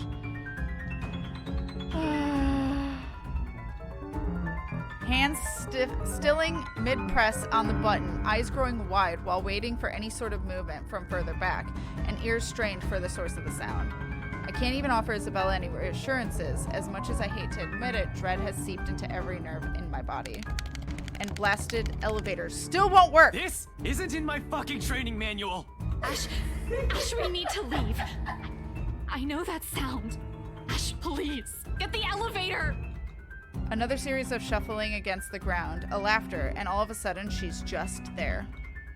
Like a twisted spider, I'm waiting to see her! She's not here! She's a twisted spider, she stares at us, a look of hunger in her eyes and venom in the twisted manner she smiles. A glee she has well earned when we're damn flies that have been trapped right on the spider's web. Ashton! Damn it! Damn it! Without warning, she moves, mocking me with each unhurried crawl she takes, knowing I'm at her mercy. Fucking hell! Ashton, the door! The door. I cut her off. I'm sorry I cut her off! Ashton, the door! The door! Our lives are in the hands of a crummy elevator, literally hanging between life and death. We're not going to die here. The last time I heard someone say that, they died! Not in the damn elevator. QTE? What? Objective escape from press. What? Oh. 8. Oh, fuck. 9, 8, 3. Oh, God, that doesn't count. 3, 4, 7. Fuck. 1, 4, 5, 8, 9. 8, 4. Oh, shit, I'm dying. 1, 3. I'm dying. Okay. It's a QTE. It's fine. It's a QTE. It's fine. It's not permanent. Doesn't count. Okay. It doesn't like my numpad, which is disappointing because I know those numbers more. All right, continue. Let's do it again. 7, 9, 2, 5, 4. Oops. 6, 7, 4, 5, 9. 1, 9, 7, 4, 3. 1, 6, 2, 5, 4. Fuck you! That's terrible. As if a divine power has heard me swearing up a storm in my head, the doors close just as that thing looms near. Soon the elevator, the blasted thing, is headed up. Isabella's knees buckle in relief. In 2 ticks, she's hugging herself without any care for the mess of papers and folders she's dropped onto the floor in her panic. She draws in one ragged breath after another, each one brimming with nothing but relief. And this is the most I've been tired my whole damn life. Not during training, when my superior first asked me to drop 100. Not after a stakeout, but after smashing a fucking elevator button repeatedly. I slump to the ground beside her, worn out. But I don't let myself feel relief again, not until we're out of here. Isabella seems to be on the same mind as me, as she looks to me. Still, I find myself sharing a shaky laugh with her. We're okay. We're fine. Right? That is the hardest QT in the game, in my opinion. Yeah, that one sucks. I'm gonna save. Oh, why in horror games are the characters so weak? No, she is terrifying. I fucking legit screamed. I'm sorry. Oh. Isn't your training manual? Use the stairs when in an effing hurry. Hey, have you seen the Grudge? The stairs aren't safe either. Soothsayer, what the fuck? Soothsayer's scaring all of chat. Hi, Shadow Flareon, by the way. Hello. Oh. Yeah, we're good. Alive. Fuck, we should have taken the goddamn stairs. Twice. I've seen it. Thrice, if I include the party. Unless I'm tripping balls without realizing it, there's no doubt in my mind that this is actually happening. I don't want to believe it. But with the truth staring me in the face, it'll be stupidity to deny the reality of the matter. We're out. As soon as the lift hits the ground floor, we hightail. Surprise. Fender? How rude. Thank you for the $6.66. God damn it. Thank you. Oh, excuse me. That made me burp. You made me nervous burp.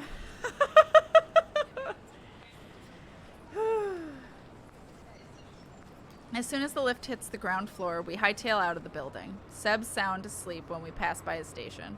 However, in the face of what we've seen, everything I've faced tonight, we really can't care less who sees us on our way out. The sooner we get away from this place, the farther the better. I'm just not sure if that also means being safe. She almost got us, damn it. The fucking thing almost had us. Shit. It was only by luck that we managed to get the fucking elevator unstuck. Had the blasted thing not worked in the last second, I need some air. Fresh, breathable air that doesn't stink like death or gore all at once. I'm panicking. Christ, losing focus. With another person here, I can afford that right now. Isabella hasn't said anything, but I know she's more shaken than I am. I can't lose it when another person's depending on me. Remember your training, Frey. Another deep breath, and soon I'm starting to I'm starting the engines and driving us off. After that little incident, somewhere open would be good. Someplace I won't get trapped. I don't find this place more comforting. Luxbourne Park brings a welcome relief, though only by some. The chill that has seeped into my bones is still there, furling and unfurling underneath my skin. If I don't move, if I don't busy myself with anything, soon my brain will go haywire. It's the last thing I want to happen when there are plenty of things to do. But this already answers all of it, doesn't it? There's deaths. Just how many copies of the letter are out there? Isabella can't have the only one if other people are also getting cursed. Could it be that the one she has shown us is just one of 5? Maybe even more. That whole pass this to 5 people business is ridiculous, but at this point, is it still? All in all, we found 21 people who might have read the letter, 7 of them deceased, 8 if we count Cooper. You should count Cooper. And it's only with what we can find right now. We have no idea how the contractors and specialists hired from outside the company are doing, if we are in any way affected. How many more people are suffering? How many are missing? How many are dead? Can I still even blame the Wrights for this? If anything, they might be in danger as well. I don't think I can wish a curse upon anyone, no matter how big of a douchebag Luke Wright is. There's also that woman. How do we get out of this mess? How do we get away from her?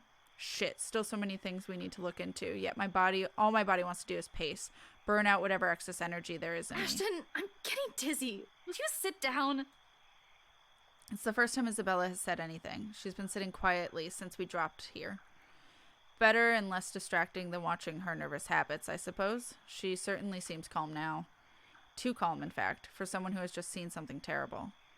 But it's been more than a week for her already. People do get desensitized to things at some point. Even someone like Isabella, who knows what's going on inside her head, though.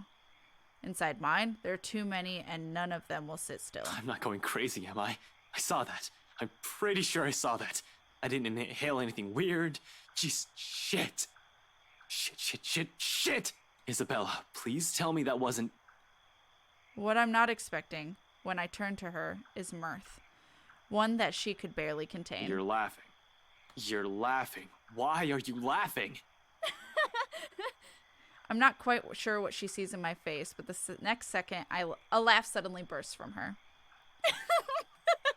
I'm so sorry. It's just that you should have seen the look on your face back there. Funny enough, Finders didn't scare me. A soothsayer is the one that jump scared me while I saw the bits in chat before. Well, I slammed my elbow. Aw, Kingdom, all the hugs.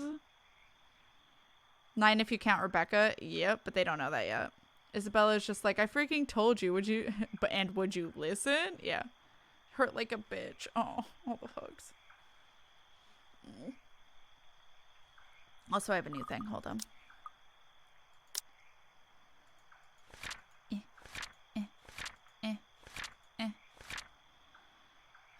Ashton and Isabella beat a quick exit after getting what they needed, making sure not to leave evidence of the break-in. On their way out, however, the elevator malfunctioned and dropped them to the building's basement parking instead, where a familiar face welcomed them. This bitch really trying to say, you looked so scared when you were going to fucking die. Well, also because it's probably validating for her to see that someone else saw exactly what she saw, because no one has been. So it's like a weird, way, probably self-defense mechanism. Yes, right. Sure. I'm not the one who's panicked. You almost ripped my arm off. Isabella, this isn't funny. We could have ended up dead. I mean, we did, technically. Yeah, but... Okay, there we go. I know, I'm really sorry. But this is just too precious to miss. You really lost your shit for a moment there. You're trying to get back at me, aren't you? Well, I'm not the one who kept calling someone scaredy cat for years. How does it feel? I'm not scared. Really? Because it doesn't seem that way to me. At all. I'm not, all right? I just don't know what to do right now. Immediately after, the moment passes, replaced by another tense silence. Laughter dies in her lips as everything sinks in. We're in deep shit, and it has finally caught up and hit us like a ton of bricks. Hit me more than anyone. Because she has been warning us of this since day one, and I'm the first person who brushed it off. Despite that, she still reaches out to me, tugging at my sleeve almost desperately. Her hands are trembling, and there's a tremor in her voice when she speaks. Without the cheer, only fear remains. One that she has been burdened with from the beginning. We're still going to do something about it, right? Not just stand around and let that thing get us. Unexpectedly, she leans her forehead against my arm, and her grip on my sleeve tightens. There's desperation in there, a quiet plea. I don't want to lose anyone anymore, Ash. I wish I could give her that promise, but with so many unknowns, so many things I don't understand about this, how could I? Why she still trusts that I can do something about this baffles me. It all feels wholly undeserved, considering the way I've treated her.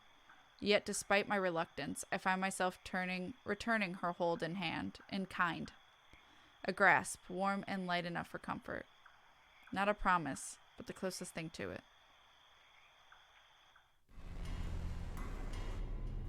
What is this music? October 30th, Sunday.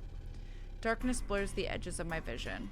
Black tendrils twist and coil around my limbs. I'm assuming it's a nightmare. Soft footfalls echo from the far distance, scurrying, scampering, moving in an odd rhythm with the sharp, piercing notes of her laughter. A scream threatens to burst, but my throat closes off.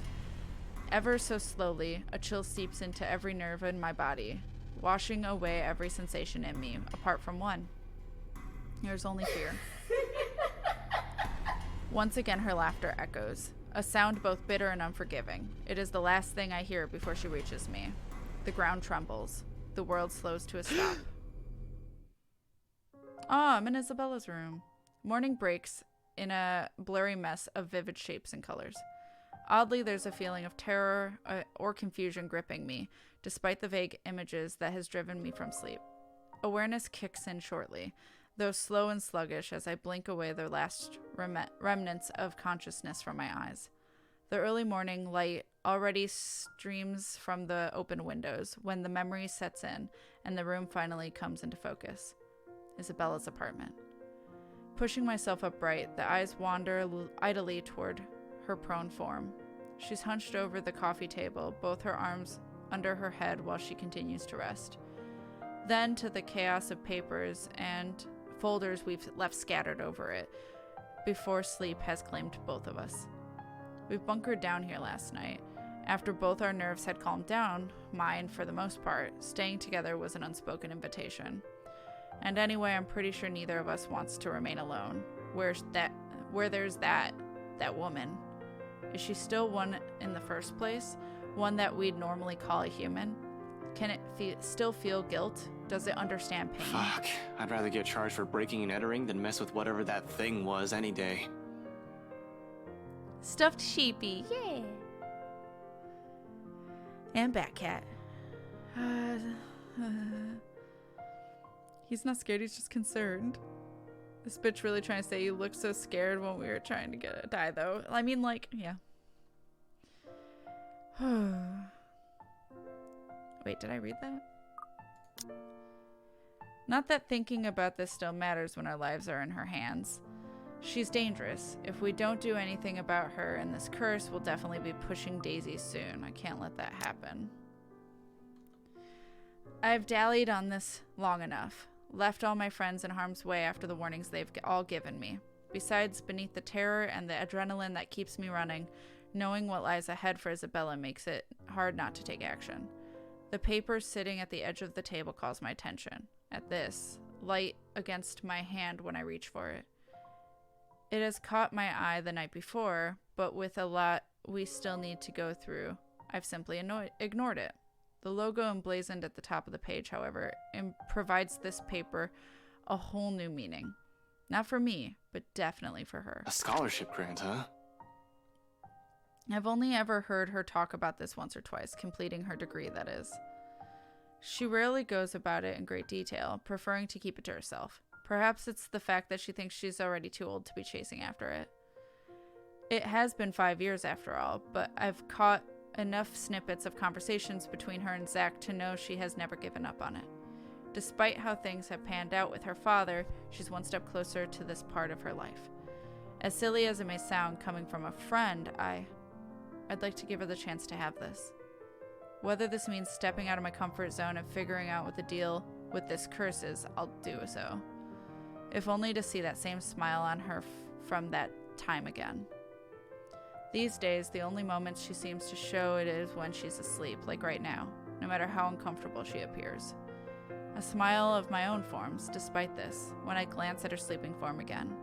She hasn't moved since, and her shoulders rising and falling in a slow, even rhythm with her breathing.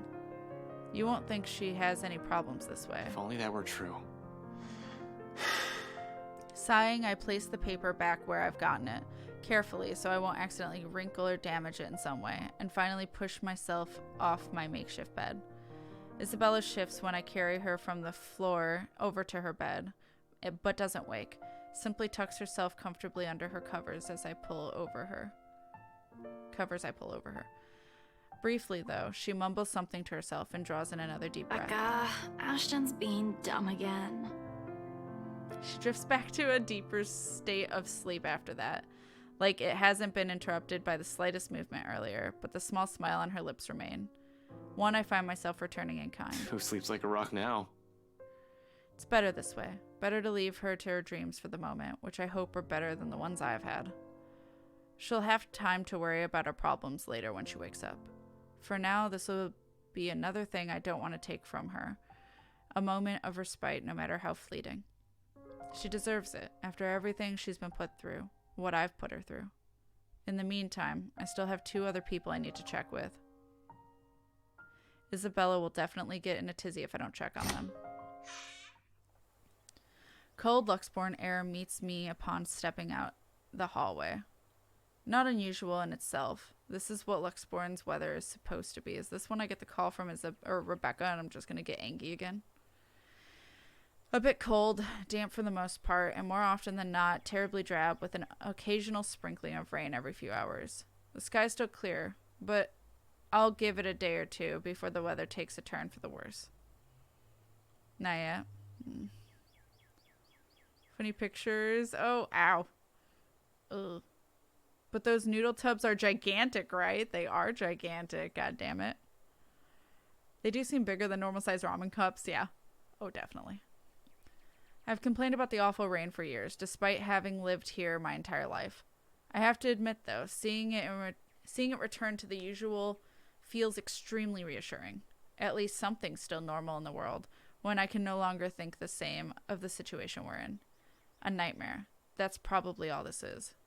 Usually I'll say, I've been through worse, but that's simply another lie I've often told myself, isn't it? And I fed myself a great deal of lies through the years, just so I don't have to think about it the next day. Maybe we won't even have this problem if I haven't been running away and ignoring things, hiding them someplace no one will see, because I've since believed doing so is a show of weakness. The fuck do I know about ghosts, though? What does Zach? What does Rebecca? Z-Man has mentioned dreaming about a woman. Whether it's the same one we've been seeing, I've yet to ask. Bottom line, he likely knows as much about this as I do. Actually, I can just look. When did Rebecca die? Yeah, no, it is today. Oh, well, rip. So it'll happen. Although, I thought it was like at the sunrise, so technically it should have already happened, but whatever. Rebecca's probably in the same boat, grasping for anything that might provide an answer, a way out of this. What can any of us do when all of us lacks any understanding of what's happening? One thing's clear about this, however. That thing is after us because of the letter. Both Rebecca and Zach have seen it too. She will go after them as well. Yet here I am, walking up Rebecca's door, one slow step at a time, a stalling tactic to allow myself some time to put the mess in my head in a better order. How to phrase this when there's a 90% chance she's still pissed about a whole nother different matter. It's the only reason we didn't check on her last night, aside from the ungodly hour Isabella and I arrived. We'll only alarm her by showing up in her home in the middle of the night, acting like babbling lunatics, and her anger can last quite a while. These days, It seems the only one she can easily forgive is Isabella, and even with her, Becca's fumes still take hours. I run my hand through my hair and straighten out my jacket before knocking. Once, twice, 3 times, just to be sure she has heard me, even if she is asleep. She's usually awake by now, though. Hey, Becca, it's Ash. Open up. Don't tell me you're still in bed. Seconds tick by. No answer from her, and dread starts to creep up.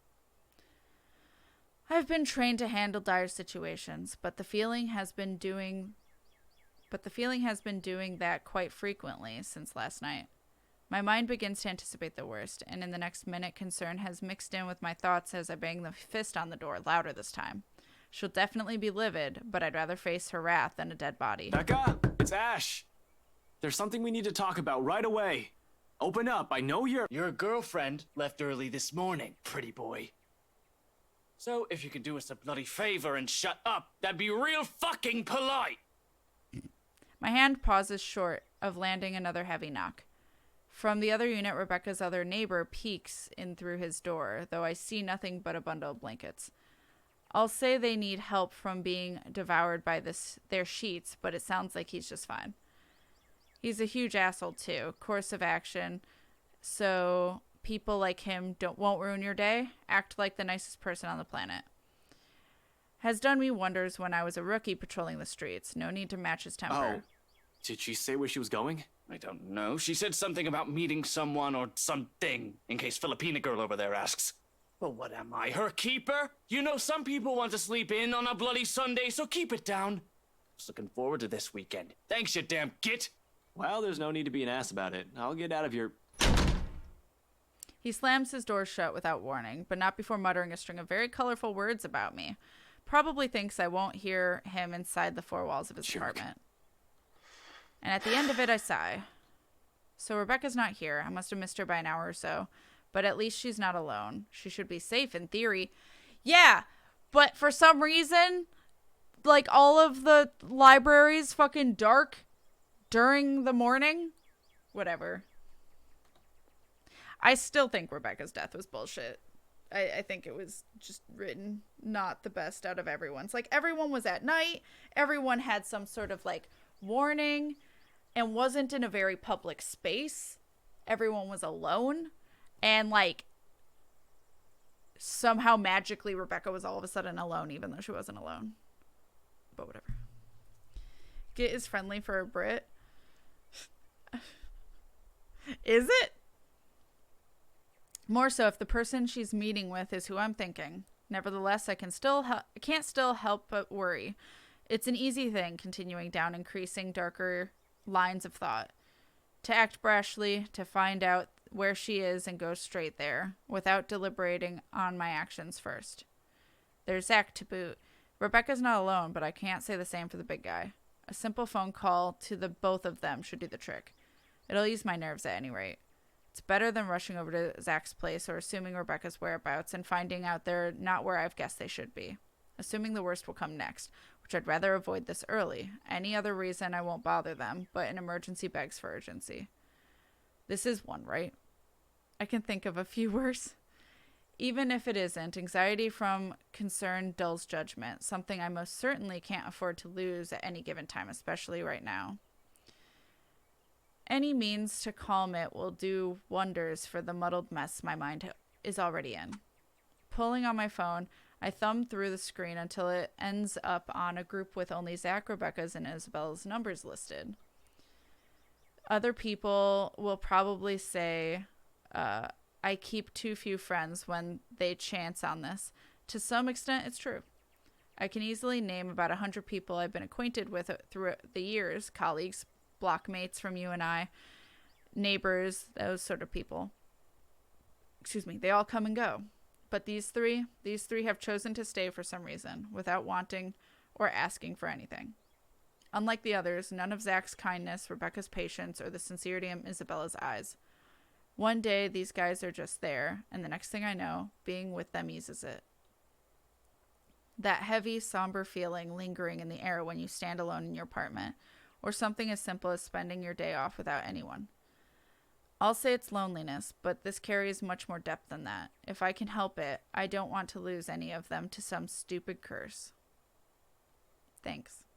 A phone call may be the least comforting thing at the moment. Honestly, I prefer being in the same room with them right now, but I'll take what I can get.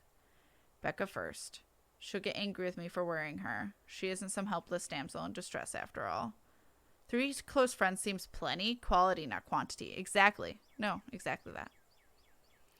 She isn't the shy little girl I knew when we were children. We're already far from the people we were back then, but that's more than enough reason to check in on her.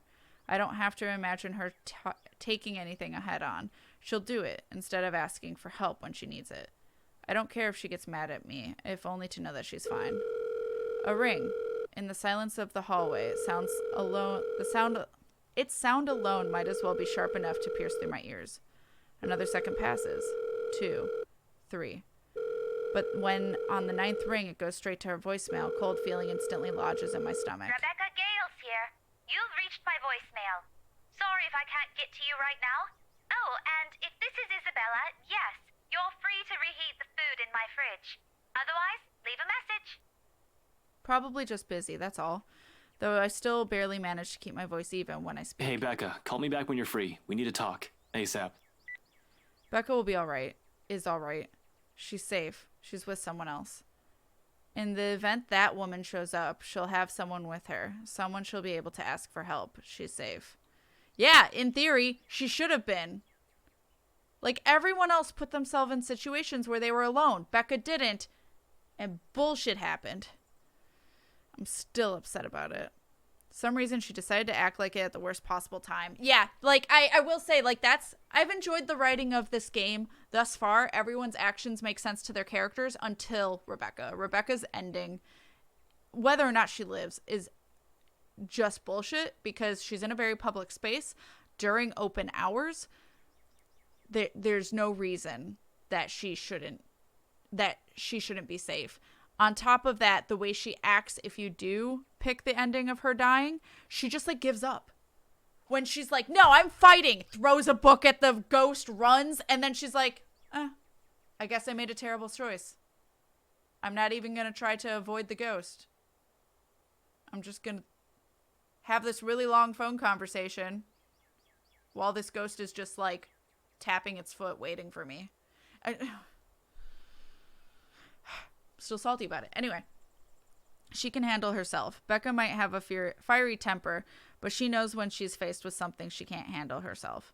Rebecca will see my missed call, and she'll call me back. Though I don't express it enough, Rebecca is someone I consider important to me. Aw, we're gonna have a flashback. I gotta pee, so I'll be right back. I will be right back, chat. So I'll give you guys some booties, but this lovely music. BRB, everyone. Get up, stretch, do what you need to do, get more water. I will do the same. I have goldfish. Because of course I do.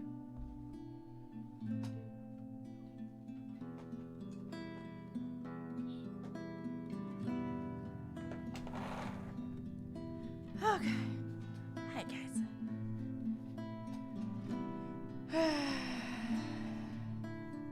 Baby Ash and Becca. Apple juice. Ew. Love Kat's passion for the characters of this game. Thanks. I'm just a little salty. Just a bit.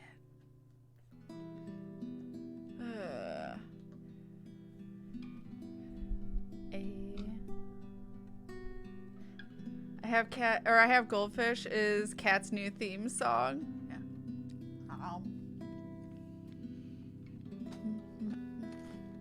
Alright. Water and garlic parmesan pretzel pieces. That sounds delicious. Share. Alright. She did eat herself. I'm still not over it. Alright. You ready? I like Goldfish when I can, but it's more if there's a dialogue between multiple voice actors. If I can time it.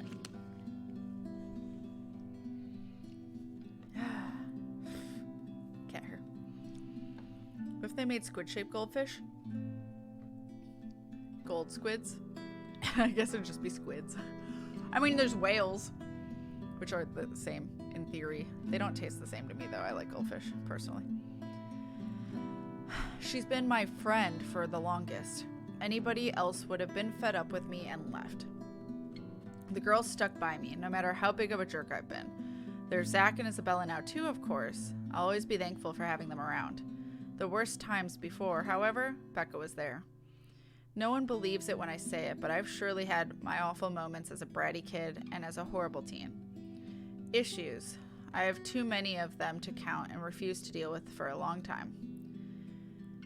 At least that's what Andrew likes to tell me. I tend to think nothing of it. It has mellowed down over the years, thanks to the professor mostly. But at times I do wonder if it still burdens me the way it did all those years ago. After all, I was terrible, especially around the time of my parents' separation. Excuse me, cheese squids. Excuse me. Looking back at it now, I had no reason to direct all my frustration towards anyone else. While I wasn't a kid who lashed out at anyone, preferring to keep it to myself and turning those negative feelings into more productive things, I've grown distant from a lot of people because of it. From my old friends back in my old school and the neighbors I've hung out with before moving. A habit I've likely brought with me into adulthood. I was just so angry with everyone and everything. All I kept thinking about was myself, wondering why me. In retrospect, I was selfish, a little bastard who thought the world revolved around me, that I shouldn't have been going through it. I believe my behavior was entitled, that I had the right. Tough times, but she stuck with me, snapped me out of my little sulk, as she often phrases it, whenever she sees the chance to bring it up. They are fantastic. Love the shakes. She didn't tolerate my bullshit, but she didn't leave me alone either. If anything, the whole thing made her stick around. Because you're oblivious. Her concern may have grown a bit overbearing as the years went by, but she's still an old friend nevertheless. I owe her a lot. That won't change. Damn it. Where are you, Becca? Another message left on her voicemail. Then, on my third call, I hang up. For the time being, I can't do anything more than to wait for her to return my calls. Worrying aimlessly won't get me anywhere. Zach, on the other hand, the guy attracts trouble no matter how much he tries to avoid it.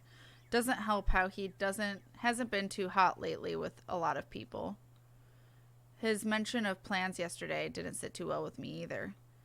He might be the next responsible adult after Rebecca out of the four of us, but I've still got to check on the big guy. Make sure he's doing okay at the very least, whatever he's planned on doing. All I'm asking is for it to not be idiotic. He's a sensible guy, I'm sure. Her concern and the fact she has had a massive crush on you, of course. Of course! Yeah, and that also doesn't surprise me, Dalton. One bit. However, desperation clings and pushes people to do things. Rational or irrational, it doesn't matter. Clear thinking flies out the window the moment you're in danger, and I sincerely hope he has not found himself in a tricky situation. His phone doesn't even ring before he answers. Or his voicemail, at least. Hey, it's Zach. Well, a voicemail anyway. I'll get back to you as soon as I can. So, just leave a message, yeah? And no, Ash, you're not allowed to lockpick your way into my apartment again. Just do what any other decent human being does and call if I'm not around. Thanks. Did he turn it off? Why? I don't want to assume the worst yet. Maybe he has forgotten to charge it? Can't be. The guy is a bit of a Boy Scout, even more than I am as a cop. He's the type who has an extra battery or a power bank in his bag if he ever needs it. And he always does. He won't say anything or brag about it, but he's got quite a roster of VIP freelance clients. He won't just leave his phone dead in case he's on the field, particularly when people will likely be looking for him. He always leaves his connection open whenever clients or his friends need him. Zach is reliable like that. Why isn't anyone answering?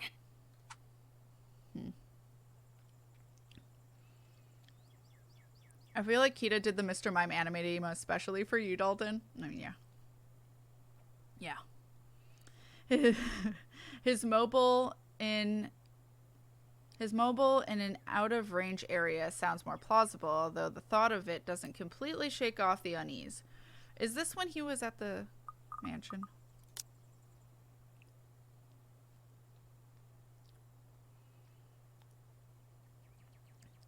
A terrified Zachary went looking for Ashton in the mansion, but to no avail. He also tried Luke Wright. He was simply turned away. As he was about to give up, he received an urgent call. Oh. Okay, rip. This is where he went to the mansion and could have died. Okay, I figured, like, your responses, like, this is basically where those two could have died, and Ashton would have found out now. Rip. His mobile... Oh, no, I read that one. Unlike Rebecca and I, he took the time to listen to what Isabella said. And even if he didn't believe it, he was definitely the first one to offer help or try to do something. If he ends up trouble doing whatever it is... There's some words missing in some of these sentences in Ashton's, I've noticed. So help me, I'm going to... Well, I can't be rash, I'm aware of that. Been running the same reminder in my head since last night. But if something happens, I'm sure my reaction won't be pretty. Yo, Zach, call me back, all right? I wanted to check in and, yeah, just please call me back. It's usually a joke between us when I say he's the Watson to my Sherlock. I don't see him as some assistant to put aside until he's needed, like some people like to believe, though. He's not some pity friend I keep around to make myself look good. If anything, he's the one who stayed by me out of pity. Zach's the one who puts up with me most of the time, even when he doesn't need to. It's not a case of cool cop who helped out a minority. In truth, I was a hard-headed, hot-tempered, and reckless rookie up until I met him.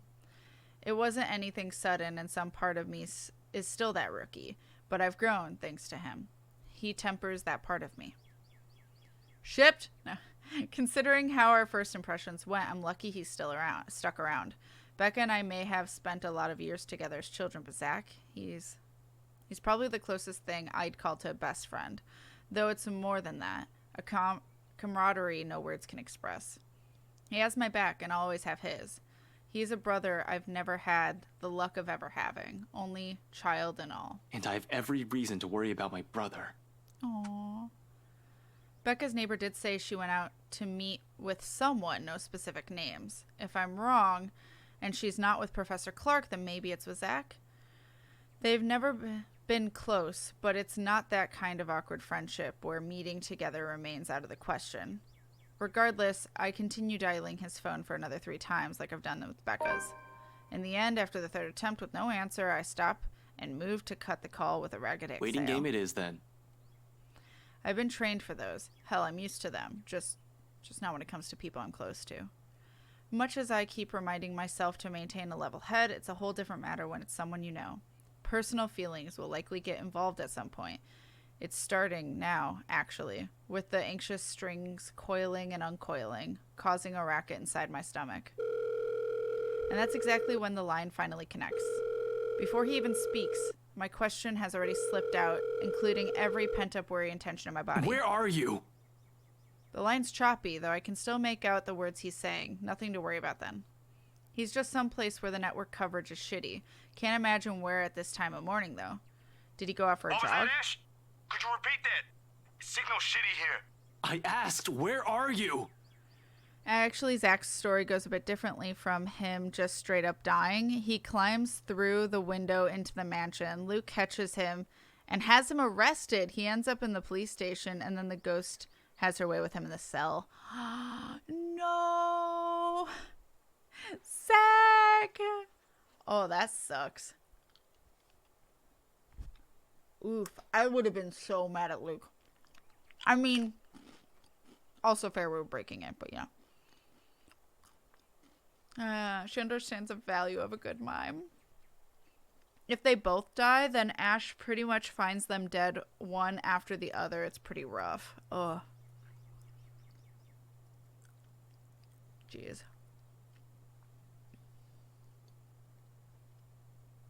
The ghost is having a really busy morning, trying to kill half a dozen people in a few hours. Yeah.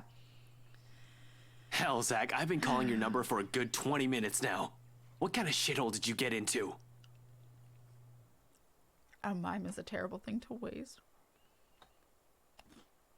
I've meant that to sound as friendly as possible, to keep things light at least. Instead, only the frustration shows up in my tone. Good morning to you, too. I should be asking you that question. I've been looking all over the mansion for you. I thought you'd be... What mansion? Do I really need to answer that? Why are you even... Please don't tell me that's his plan. A morning visit to the mansion where Wright is. Of all the pig-headed things to do right now, it's the best thing he can come up with, breaking and entering. I've got plenty of reasons to rail at him right now, although no matter how much I want to give him a piece of my mind, unfortunately, it's not the time. No, wait. Just get your ass to Isabella's place and hurry. Hi, Bella Coco.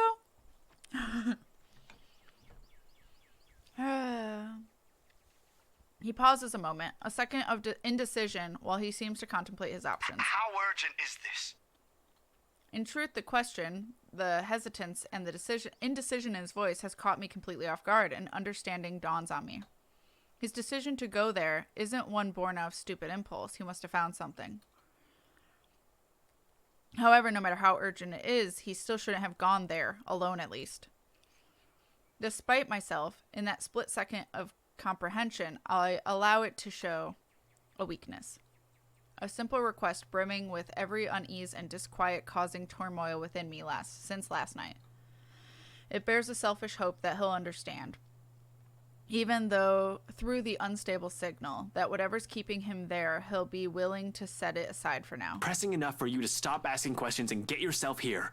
Please, Zach. Silence fills the other end of the line again. For a long moment, I assume he won't heed it, and I'll have to drive there myself, just to drag him away from whatever danger he's skirting. Thankfully, he agrees. I'll be there in a few. An hour or two tops. Thanks. I'll see you. I'm sorry, saying I'll be there in a few is very different from an hour or two. I'll be there in a few is a few minutes. Am I wrong? That's fair, Bella Coco. That's a valid response. Relief washes over me as soon as the call ends. Normally, I don't let myself a moment of respite in times like this. Gotta stay alert. Becca's still out there, has yet to return any of my messages. But for the moment, I relish in it. This is probably the first time I permitted myself to do so since last night.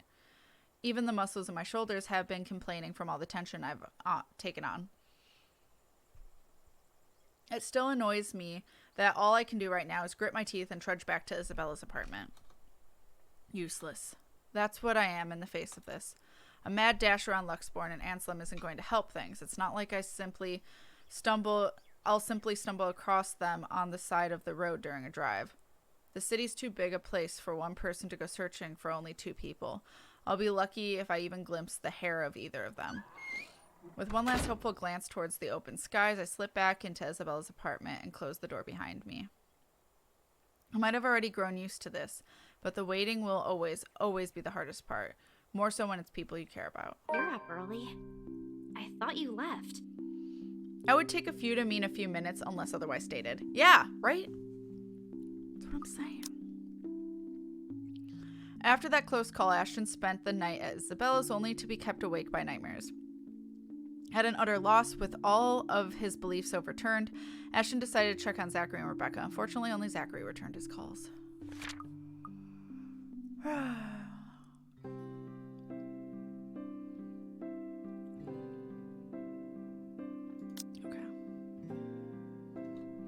This is not the first time I've seen Isabella like this. Standing casually by her kitchenette, a ladle in hand, keeping an eye on whatever's stewing on the stove, while humming a soft tune under her breath. 5 years ago, it has become a common sight for the three of them, including Zach and Rebecca, found a mutual interest in cooking. After that, whenever our schedule allows it, one of them will invite everyone to dinner or lunch instead of eating out. Rebecca prefers it that way, healthier she claims. Zach's just too happy to be able to cook for everyone. Isabella, on the other hand, as long as there's food, she's happy. Me, I've been banned from the kitchen ever since the pressure cooker incident. Easier times, good times. Right now, however, the scene brings on an odd sense of normalcy, a strange fit with all the things going on around us. Not unwelcome, only bizarre, I suppose. Isabella doesn't follow up her question earlier, but she does raise an eyebrow my way when I take too long to answer. For that, I only offer a casual shrug in response and a short answer. I've checked with Zach and Rebecca. I'm just waiting to hear back from them. You heard back from Zach. I had an equip or two for her. If the timing for a joke isn't off, or doing so won't be inappropriate. I don't want to alarm her either. There's no reason to. Yet. What the fuck did you do with that pressure cooker? I know, right? Until Zach gets here, until I've received an answer from Rebecca, whichever comes first. Nevertheless, it's clear she has plenty of questions. Right there in the subtle crease between her eyebrows and the inquisitive gleam in her eyes. Curious as she is, though, she decides against voicing all of her questions out. Instead, she shifts her attention back to the stove and gestures vaguely with her hand in the couch's direction. Well, if we're going to wait for them, don't stand around there. He exploded it's it good. Distracting. The noodle incident. You're just cooking. How am I distracting? I don't know. Something might explode again, maybe. Zach's kitchen ban for you is also in effect here, you know. Now shoo, go. Stop hovering. You'll ruin the food. I'll be done here soon.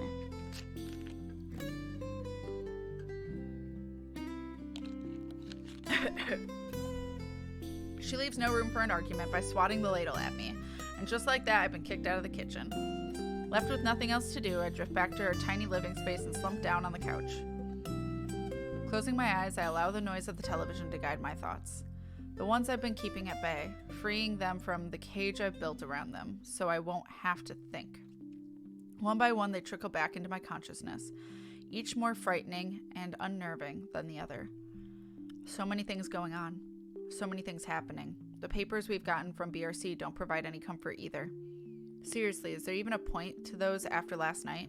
What will people be asking those? What will asking those people do? If anything, this only proved there might be more copies of that dumb piece of paper. We have one here, but how many exactly is there out there? More importantly, how do we get out of this stupid mess? Ashton. Damn it, I haven't felt this kind of bone-weary exhaustion in years. I don't want to think what might happen next in case I miss something. Shit. Rebecca, Zach, Isabella. They're all depending on me and... Ash! The voice snaps me out of my thoughts, abruptly wiping away everything running a racket inside my head. Suddenly, Isabella's there, crouched in front of me when I crack an eye open. I haven't even noticed the exact moment when I've bent over and buried my head in my hands. Figures why she's staring at me like that, like I fainted or something. The crease on her eyebrow grows deeper at my lack of response. Although she's merely staring at me without saying a word, her expression says everything. So much for trying not to alarm her with bad news. Sorry, I just spaced out for a moment. Don't mind me. For a brief moment, she seems to accept that. Quietly, she shifts, stands up, and takes the empty space right beside me. All done without a single comment. Then, the next thing I know, she's gently pushing a bowl into my hands. What is that? The scent reaches me first, before I've gotten the chance to take in what she's just handed me. A faint, sweet smell of cocoa wafts from the dish. Calming, comforting. Despite the multitude of things bothering me, it certainly smells like the kind of food you'd eat on a rainy day. Though from the get-go, it doesn't look as appetizing. What is this even? Porridge? Why would you put chocolate in it? And milk drizzled on top? She tells me my tastes are weird, yet here she is, handing me something equally as strange. In fact, she has already started digging in hers. I'm just not sure the taste will be equally as appealing. It looks like cereal, in a weird way. Baffled, I glanced her way. She offers no immediate answer, simply continues eating as if she hasn't done so in a week, with her focus solely on the television. She's not watching, however, just listening. As a background noise, the voices from it seem too cheerful, a welcome distraction, if anything. It's only after she's finished half of her bowl that she acknowledges the question in my eyes. With a sigh, she cradles the dish on her lap and looks down at it. Briefly, her lips apart, then closes, and has a hesitation, though I don't push her. There's a distant air on her, as if she remembered something that warrants a poignant thought. When she speaks at last, it's in a tone too careful, like she's still weighing her words, considering the proper phrasing for it. Yet sincerity underlies each syllable once they're out in the open. You should eat. Back at home, Mama would never let us leave the house if we hadn't eaten breakfast yet. Even Papa has got an earful when he tried. So eat. You'll need... Oops. So eat. You'll need it. Oh god, pig's blood? Huh. She's returned to her food afterwards, while I can only stare at the one she's proffered. Not a few minutes ago. Hi, Bear.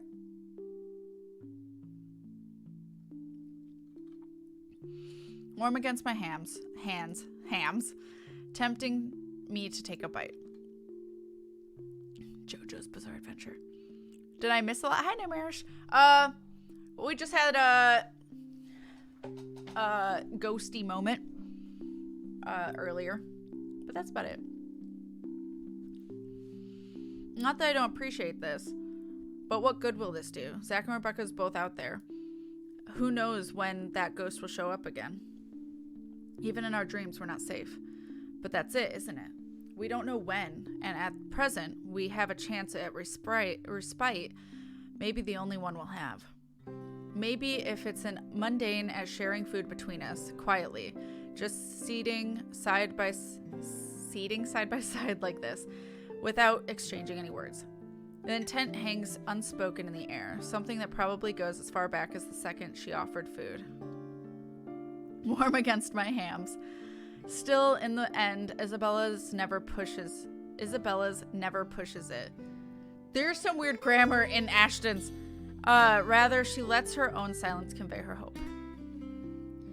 Whether I'll allow myself that break, she leaves up to me. I think I should take the offer. I think it's important to eat. Thank you. Yeah. Why would you? All the hugs, Gaelic girl. Thank you for the hugs. All of the hugs. Ate it. The words roll off my tongue, awkward and unfamiliar, far removed from those jests and quips we've shared. Yet she accepts this with a smile and nothing more. Regardless of everything left unsaid, the sight of it brings comfort. More so than any generous offer of food can give. Though we both lapse into silence after, as we finish our food, there's ease in it. In this. In the muffled sounds of Luxborn filtering into the room. In the light streaming of her windows and the faint draft occasionally drifting in, catching the loose tendrils of her hair. And the way her voice falters when she tries to form words. And despite the horror looming over us, I find myself wishing for the minutes to slow, for the seconds to last.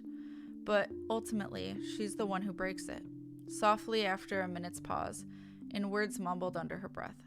Sometimes silence simply compels us to speak. I've been wondering, before last night, before Mama told me the news. Hi, Wolf Prince. Hello, hello. How are you, baby?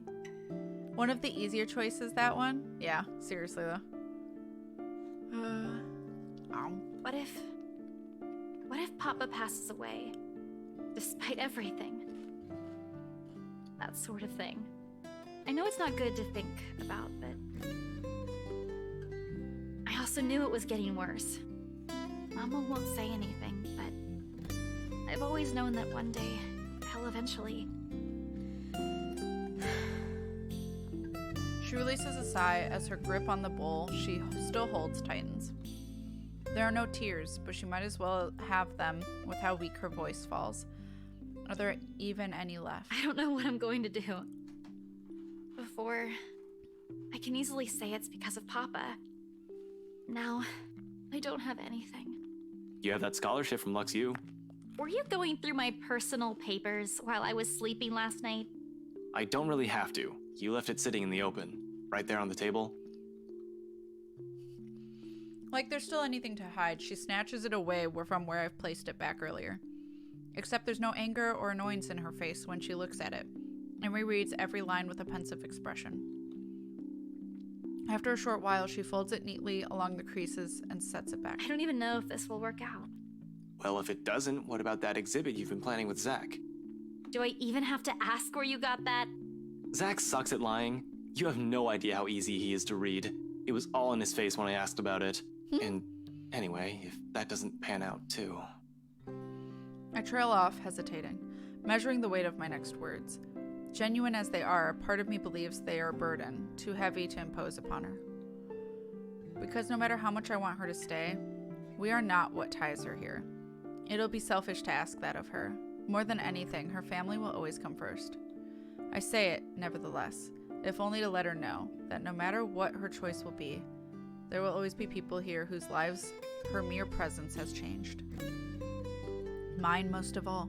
You have us. The words startle her to a pause, and slowly she turns to me, her eyes wide, disbelief all over her face. But before regret forces an apology up in my throat, her expression dissolves to something I can't quite place. Something distinctly softer, more tender, familiar. Almost in the same manner she glanced at me years ago, that day on the bridge. However, it's supposed to be to figure out what all it means for her. All of a sudden, a knock breaks the moment, and just as fast, both of our attention shifts towards the source.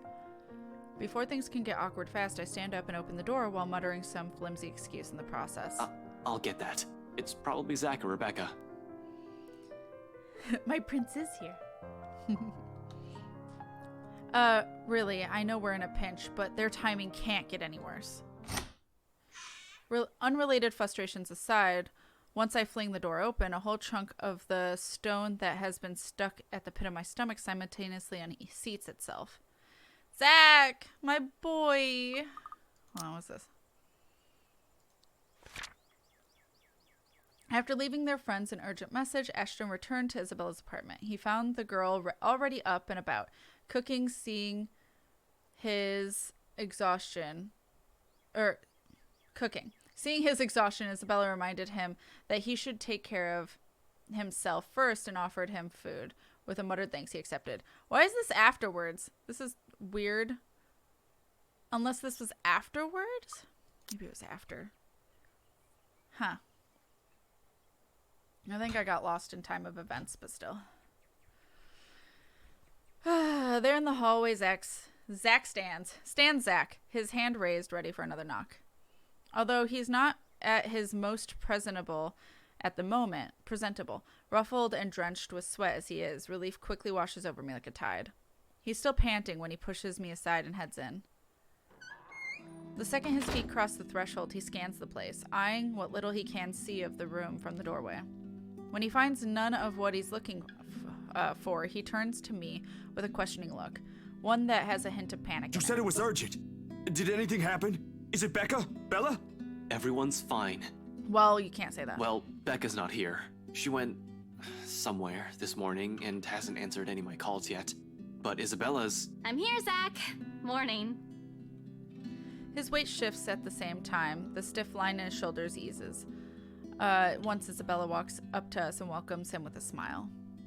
He relaxes then, returns her greeting in kind, as soon as he has let out the breath he has been holding and the tension's finally off his body. So, nothing's wrong? Why'd you call me here for then? My explanation can wait. He has a lot of explaining to do. The fact that he went to Anselm alone, for some godforsaken reason, warrants a proper one. Ghosts or not, he's already been given a warning. It frustrates me to no end. This might be the plan he mentioned the last time we spoke. I get that he's worried about Hannah Wright. Somehow they've become friends, but that's not the issue here. Not when there's a murderous ghost who might go after one of us at any given time. Hi, Dark Sam. Welcome. Hello, hello. Thank you for the raid. Hey, I'll take a Babu raid. I appreciate you. Thank you so much. What were you playing? Were you having all the fun? Hello, hello. Resident Evil 4. How are you enjoying it? How are you enjoying Leon? Z-Man. Finding out about Rebecca's death plays out differently in this timeline. I don't think so, though. That phone call happens no matter what. Interesting. Yeah, it's supposed to be sunrise, so maybe it happens at night into the next day, but that should be the next day. That shouldn't be this day. I don't know. A raid of babies? Baby raids are accepted here. All raids are accepted here. RE4, Leon is amazing. Ashley is something else, though.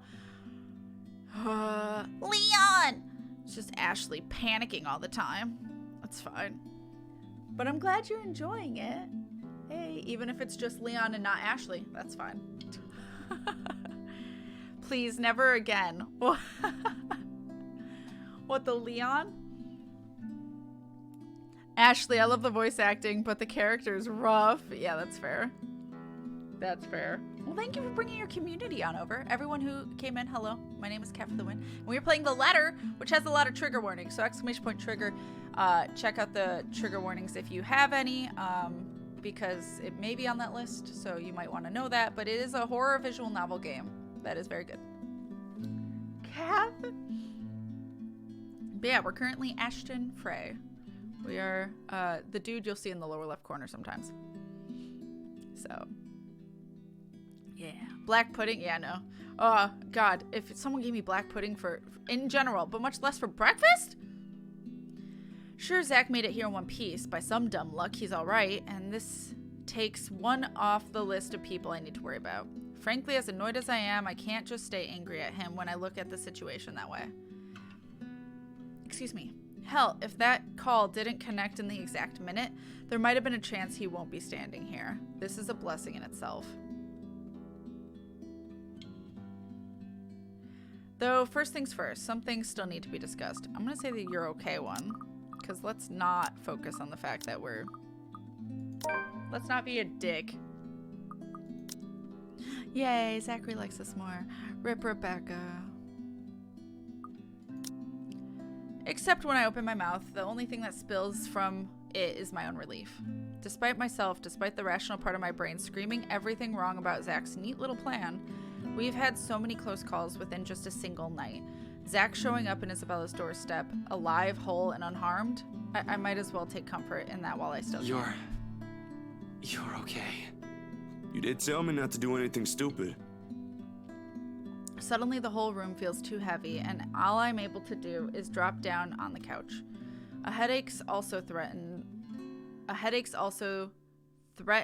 to burst. It should be threatened to burst in the same moment.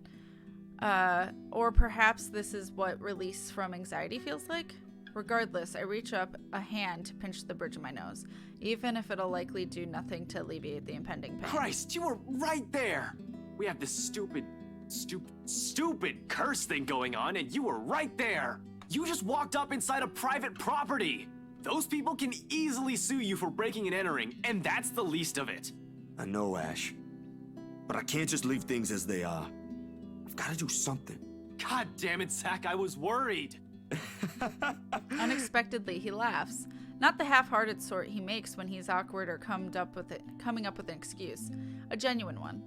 Before my annoyance grows again, and I snap at him though, he suddenly catches me in a headlock. His arms looping around my neck while he grinds his knuckles against my skull. Helpless, I squirm under his grip in protest. Even then, it's hard to do so when you're up against a 6-footer. Zach! 6-footer. I've never heard it calling some a 6-footer.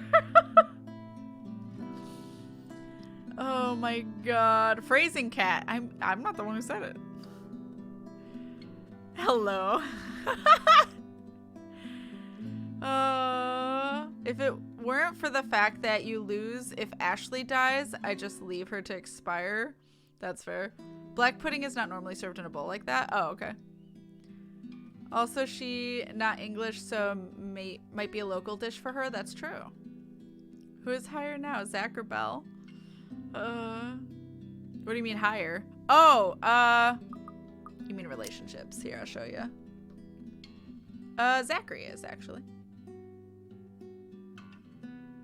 But he also started higher, too. So there's that. Oops.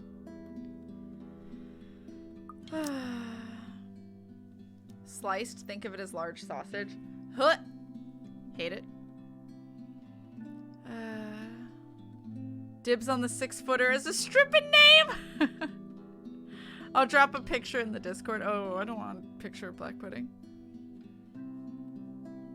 Thank you for showing. Is that a bad thing? Or is that just like surprise? Like, is that hard to do? Oh, I don't know. Aw, he's worried. Why didn't you say so? That cool act ain't gonna fool me anymore. Let go! He relents soon enough, though only after he's done ample damage to my hair. I hate it when he does that. But for a few moments there, the tense mood finally lightened up, and everything felt like how it used to before this whole mess began. Makes appreciating little moments like this easier. Still... Seriously, Zach. Why are you even there? Told you already. I was looking for you. Why would I even go there? Well, you mentioned a plan with Isabella here. I assume that's where you guys went, since that's where she found the letter. Sorry. I was really at a dead end. No, it's not. I was just curious. I think I know how it's going to play out, but we'll see. The logic in it stuns me into silence, to say the least. Then I remember his hesitance, the tone he has taken before agreeing to go there, and all at once my anger from what he's done wanes. Partly this is my fault for keeping things vague. I can't berate him for assuming that, when I've only left him with vague answers. You could have called me. I did.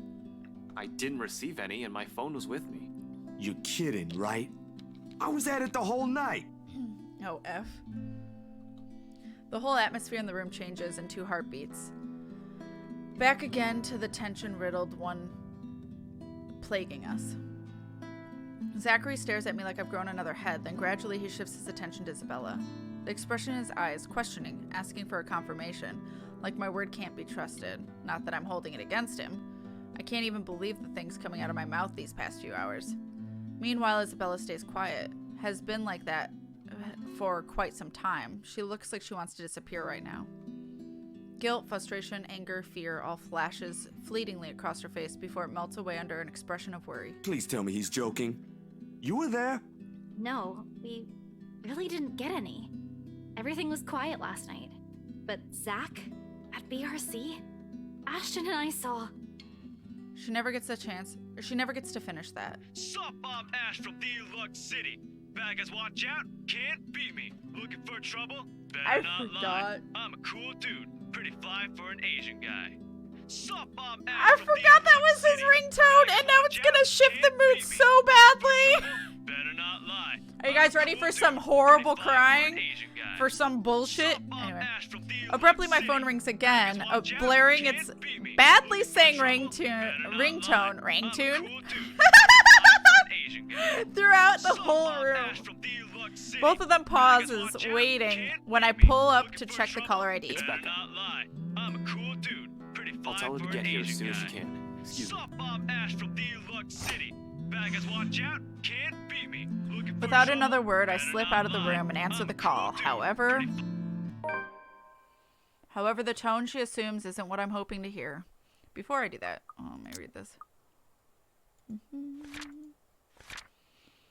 Zachary arrived at Salem Well, tired and frazzled. Upon learning that he had come from the Armageddon mansion that morning, Ashton could only express his relief that he was safe. An amused Zachary teased him for worrying, much to the other man's embarrassment. And now she's about to die.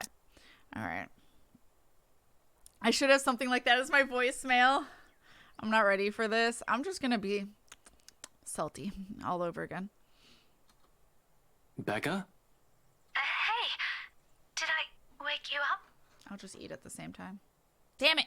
Ragged, a bit out of breath. There's a tinge of urgency in it. Listening to her from my side of the line makes it seem like she's just run a marathon prior to this call. Yeah! Up flights of stairs. No, I left you a voicemail, so I thought, where are you? Ash, do you remember that one time?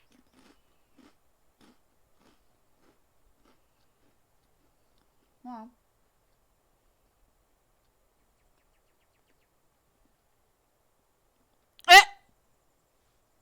That's the wrong background for this scene. That's from the police station. Oop.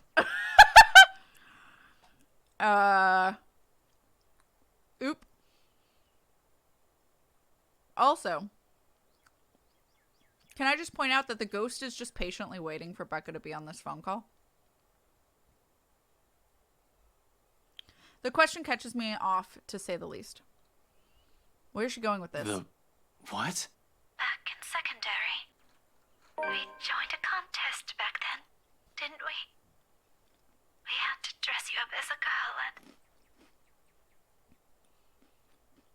Because that's the other place you can visit this.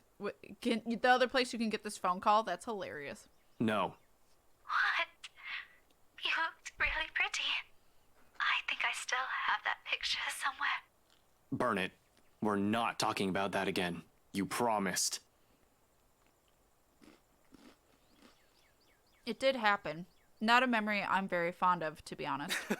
Still, a laughter escapes me, no matter how embarrassing it is. That moment is one of the few I can remember clearly in my head. I never did find out where she kept those photographs. Seriously, what brought this on? Nothing.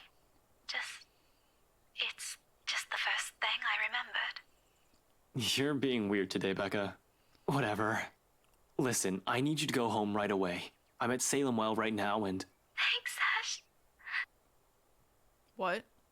Suddenly her voice hitches, almost as if she's in tears, and it sends every alarm bell ringing in my head. For better or for worse, something more than wrong is happening on her end of the line. Regardless, I give her the focus she asks of me. I don't want to think that she is nearly pleading for me to listen. I'd like to imagine that it isn't horror and a deep underlying resignation that I hear in her voice. I'm transfixed. Hold on, did I do something? For everything. Rebecca, what? I'm so glad to have known you. Wait, what are you... Whatever her words mean or feelings they carry ceases to matter in this instant. They're all inconsequential when someone, Rebecca's life, might be in danger. This whole thing isn't just wrong. Wherever she is, something's fucked up. Grammar! Something fucked up is going on, and I'm here listening to it right now, helpless. God damn it, Rebecca, where are you? A laughter, and then the line drops dead. Becca? Rebecca! Dread turns into terror, and the sudden commotion from Isabella's room comes rushing in all at once. Zach's worried whispers, Isabella's anxious pleas, and the television broadcasting some news about a jumper all over the city. That would not have happened that fast! There's a split second where I'm torn between trying to figure out where Becca is and finding out what happened to inspire such chaos all of a sudden.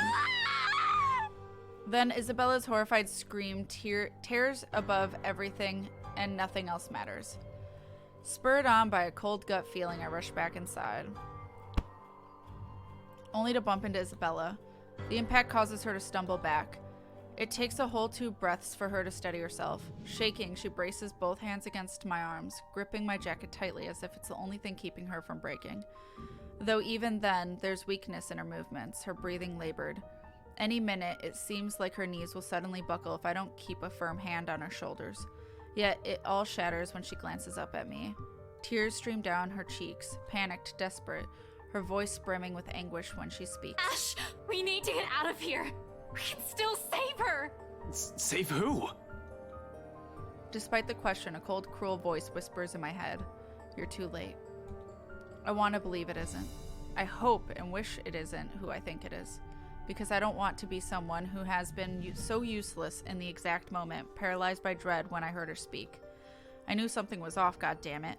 I don't want to think it might have been her final words I'm listening to. But that horrifying possibility that what I dread is real drowns out everything else, especially with the next words that tumbles out of Isabella's lips. Ash! Rebecca's! We have to help her! We can't just let her die like that! Without warning, her knees buckle. Stunned, I have no choice but to go with her. She slumps weakly on the floor, her face sinking into my shoulder as furious tears flow from her eyes. Furious tears flow from my eyes! At the sound of her sobs alone, everything around us fades. Every sound, every moment becomes nothing but noise. Even Zach's somber expression doesn't completely register until I glance up at him, with a heap of questions in my eyes. Zach, what does she... He merely looks away, not to avoid my gaze, but to lead it toward the television still blasting the same news from earlier. Seriously, how did the news have information about her at the exact time she's on the phone with him? There's no fucking way, but okay. We'll just conveniently accept that.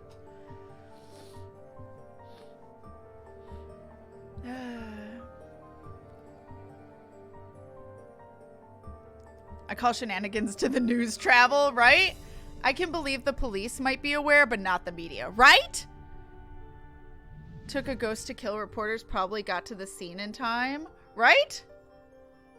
Well, no, she jumped from a building, so like, there's, depending on how high it is. Although it sounds like it was only three stories high.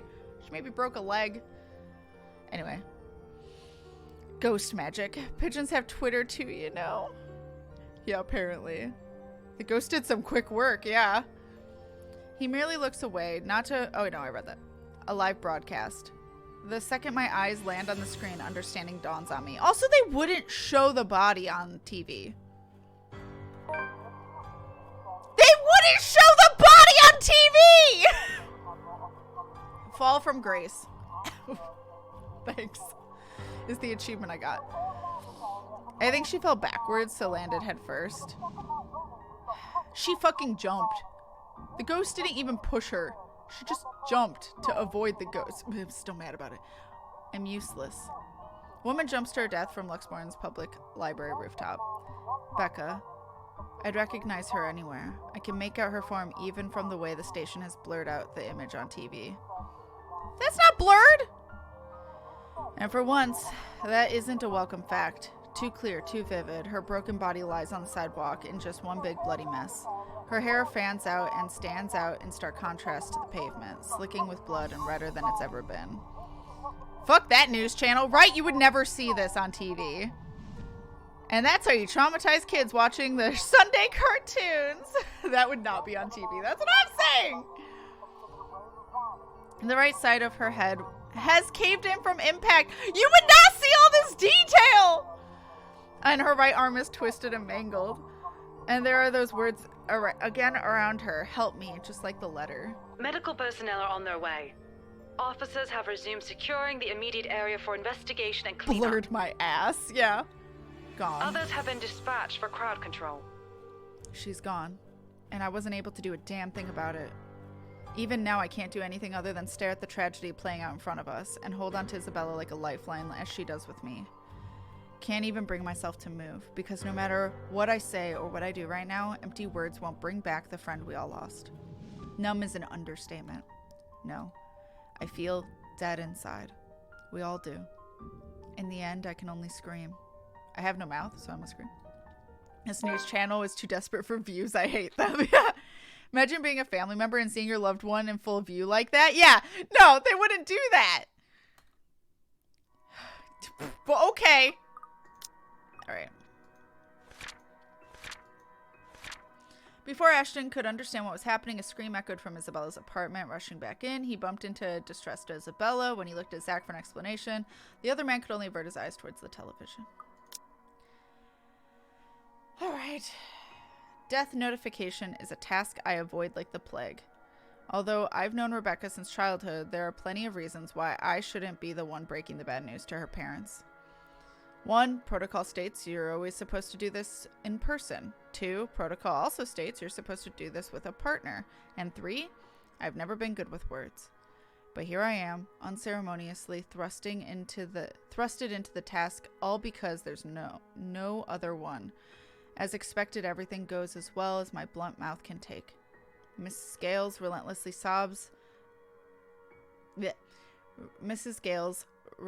sobs echo loudly through the receiver when I finish informing them, while all I can say before ending the call is an empty... I'm really sorry, Mrs. Gales. Before ending the call with a click and heading back inside Isabella's apartment.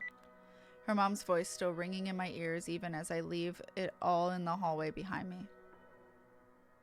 Here, though, Isabella's cries have already faded into soft whimpers, and sometime while talking to Rebecca's family, she has fallen asleep. And now she lays curled up under her blanket in a nearby couch. Zach sits silently and simply gives an acknowledging nod when I pass by. Wordlessly, I take the empty space on the edge of the bed. Despite how peaceful this all seems, the gravity of the news has hit us all of us hard. It's in the dense air now, lingering the room. It's in Zach's shoulders when he tries to make himself look smaller against the couch. Most of all, it's in the furrow between Isabella's brows. Gently, I reach out to smooth it out. She reacts with nothing but a sigh, before turning on her back and burying herself further under the sheets. At the same time, Zach also shifts. He leans forward, hands clasped tightly in front of him as a pensive expression comes over his eyes. A long minute passes while he sits like this, before he speaks and glances up at me. Were you able to tell her family? Yeah. It was bad. She was their only child, and... Take care, Demonas. Have a lovely evening. Get all the rest. Feelings? Thank you, Kath, for that clip. I guess they had to try and tie it into this timeline somehow, but still definitely could have been done better. Yeah. Just some time, like a break. But I guess they wanted it to be high drama in that moment. They also wanted you to feel bad for your choice, which I'm still salty about.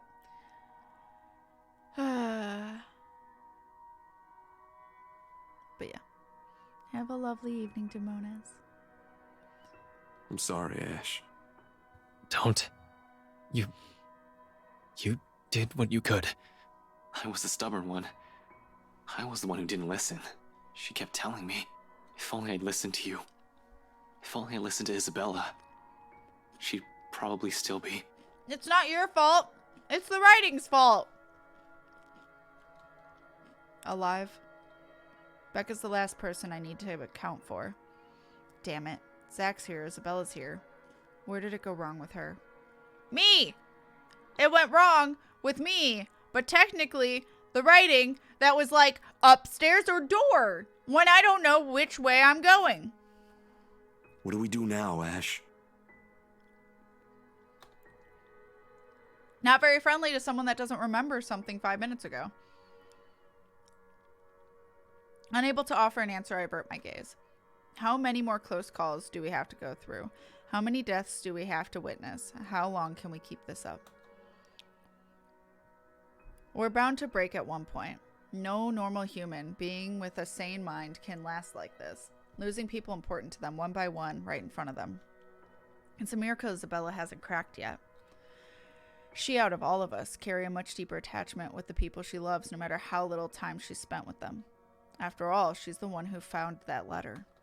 I've expected her to have caved in by now, yet her voice, surprisingly calm and composed in the face of this, is what suddenly cuts through the thick air.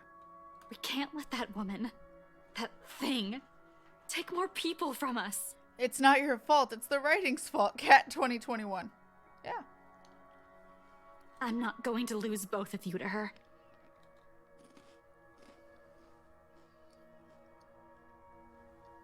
Her bed creaks, dips, when she pushes herself off of it and takes the empty seat next to Zach. Quietly, she begins gathering every paper from BRC and starts laying them out on the table. Once done, she glances briefly at both of us, a sharp, determined one, then gets straight down to business without another pause. With what happened, we have no choice but to follow her lead. Although there's some tense fumbling for words at first, the whole conversation gains steam once what we found last night at BRC has been put out on the table. All at once, everything we've brushed off, carelessly ignored, and rudely dismissed have been laid out for close scrutiny. Zach's encounters with the woman in his dreams, Rebecca's close brushes with death every time she appears, the dread, the fear, the terror she brings out even in the bravest of us. Everything. Because no matter how bleak this all seems, there must have been a way out of this. There has to be. Logic be damned. Or at least that's what Isabella and I would like to believe. Yet, even as the cold morning light shifts to the warm hues of late afternoon and eventually night, none of this still makes a fucking damn sense. Darkness has fallen, but we're still nowhere near figuring things out. If anything, we're more at a loss than we ever have been before we started this. Hi, Elfling. Hello, hello. The next thing I know, frustration rears its ugly head, and the sheets of paper I've been holding smacks the table harder than I've intended. The sound of it echoes loudly in the small room, and everyone simply falls silent. Along with it is a release of another long-held breath. Perhaps the 100th since this morning. We aren't getting anywhere at this rate. Don't just drop it. There must be something in this we aren't seeing yet. Ash, please. Rebecca wouldn't want us to give up on this.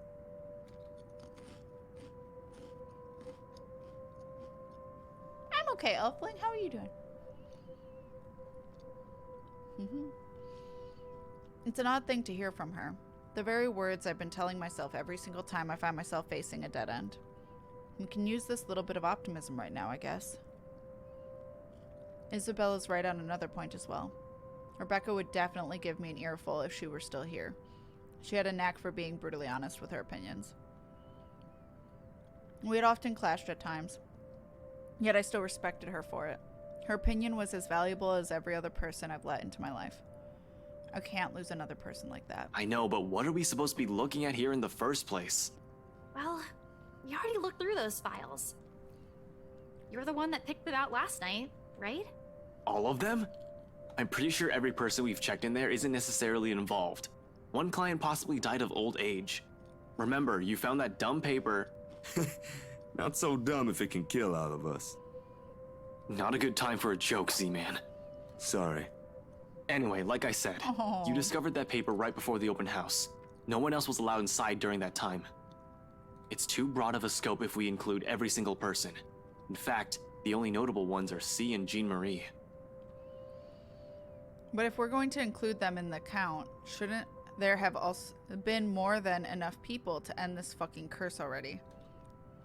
How does this thing even work? Yeah, okay. They went in and out of this place. But no, you still don't get it. What I'm trying to say about those clients is... Maybe there's more than one of it. Even my friend, the priest from the cathedral. He's been acting strangely. Father Norman? Him too? Yeah, I visited him a few days ago. He was hysterical. They think he's sick, but I have a feeling what might the real cause be. I knew it. I shouldn't have asked for his help. He was only trying to help too. It's not your fault. There might be more than one of that paper going around that we don't know about. More to this. He has a point, but there's a lot of gap in that logic. Somehow, even with all this information in hand, it still feels like there's something we're overlooking. All we have to go with is the letter and all this stuff selfish people have been keeping from the public. But what else? Where this all started? The Ermagerd mansion. Baking more? What are you baking? Excuse me. Will bringing the letter back there fix everything? Fuck. How do I? The mansion's a private property now. Can't just waltz in there. I'd rather die before I even think of begging Wright to let me in and investigate the place. One thing's very clear after these last 2 days, however. We're not safe anywhere, and I have to act fast if I want to keep my friends alive. We can't keep running away. Sooner or later, she'll get us like she did with Rebecca. Before that happens, I have to put an end to this. Sighing, I stand up and stretch out the kinks in my back after several hours of sitting. We've been at this for too long. A break is needed. Time to let everything sink in. Time to let everything to sink in. Or else we'll all burn out. I know I will. And it's another thing I cannot let happen when we're all counting on me like this. They're all.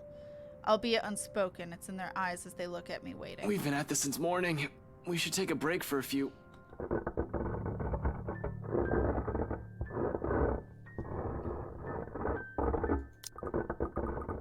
Save! Okay. The rest of it never makes it out of my mouth as something heavy and grating sounds from the far end of the room. A harsh booming noise rending through the eardrums of everyone in the room. All at once, the two of them are on their feet while I quickly palm for my gun on the table, because the gun's gonna hurt a fucking ghost. However, before I can pull it up and remove the safety, the whole racket stops. Stillness descends in the room. Amidst the sudden hush, the three of us exchange anxious glances. So much for a break. I don't like the sound of that. At all. Gather everything. No questions asked, they waste no time getting to work, piling up the documents we've been reading through. Even Isabella's unusually silent as she gathers everything in her arms, her own movements sharp and precise, a deep furrow in her brow. There's fear, but something hardened and urgent overshadows it.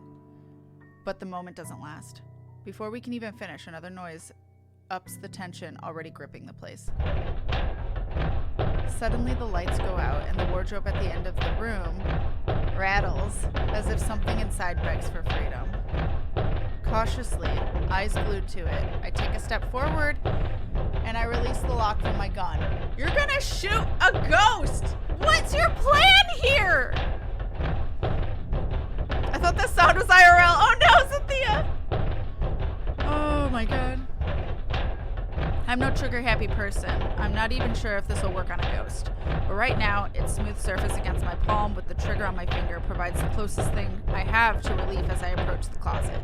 Why are you approaching the closet? Ashton, what are you doing? I don't think that's a good idea. We should just... Worried as they both are, they immediately stop at the slight raise of my hand. But the edge is there while they huddle in the space between the door and the room. In case this goes south, whatever I find inside, they have enough time and space to run from their position. In 2 deep breaths, I've crossed the room and stood in front of the closet. Whatever's inside has yet to stop thrashing. Instead, it has now moved to banging at the door, louder and louder the longer I dally. Another shallow breath. I glance at my companions. A nod. Something creaks. Then, in the next moment, I'm grasping at the handles, swinging the doors wide open to reveal... nothing. Right away, I part the clothes hanging on it, and still none. No ghost. No woman. Not a single trace of whoever's inside. Confused, I glance back toward Zach and Isabella, only to see them mirroring the same expression on my face. The noise has finally stopped, but I'm quite sure it isn't my imagination. Or maybe it is, and I'm just too strung up on my head's now making things up. Whatever the case, I still need to get out of here as soon as possible. This only confirms we aren't safe anywhere. Without bothering to close it, I move back, ready to leave, adrenaline now coursing through every vein in my body. In the next second, I'm barking orders and... We should go. You two, we need to... Ah! Oh god! Is something pulling us under the bed? I'm sent sprawling on my back as something cold catches my ankle and yanks. The resulting fall knocks the wind out of me. Pain racks my whole spine with the back of my head as it collides against the floor with force enough to dislodge my own brain from my skull. The moment lasts before stars fade from my vision. A moment lasts, not the moment. And then I sense it. Cold tendrils twisting around my ankles. The smell of vile rot assaulting my nose. Nauseating, sickening, a foul smell draining every feeling in my body. The moment her horrid laughter, still as unpleasant and vicious as the last time I heard it, reaches my ears, my eyes snap open. Perhaps it's just an experience. Or maybe it's my mind still attempting to comprehend this. Regardless, the minute my eyes land on her, the whole of my body freezes. The gun in my hand turns useless as my grip on it slackens. It's in the manner her gaze bores on me, I'll say. The look of utter hatred and malice. I've seen it loads of times. From suspects, mostly murderers, who never regretted their actions despite being caught. This is the face of someone who you can no longer reason with. And I know the moment she laughs again and starts dragging me towards her, it's already going to be the... Ashton! Snap out of it! No. I can't die here. Not yet. The haze fades from my mind and instinct kicks in then and there. Everyone out! Get out! Get out of here! With one powerful tug, I yank my foot out of her grip and scramble back to my feet, ignoring the piercing wails she fills the room with. Within the span of a second, I'm gunning for the door, grabbing the wrist of the person my hand can reach, and leading the two of them out. You grab the ghost, bring her with. Into the hallway, down the flight of steps, and right inside my car. I waste no time flooring the gas pedal. The second the last person closes the door behind them, and in a short while, I'm driving us out of Salem Hall. I don't even entertain the thought of winding down just yet, even as the last of the woman's painful cries fade into the night. Hey, where's my ghost friend? October 31st, Monday.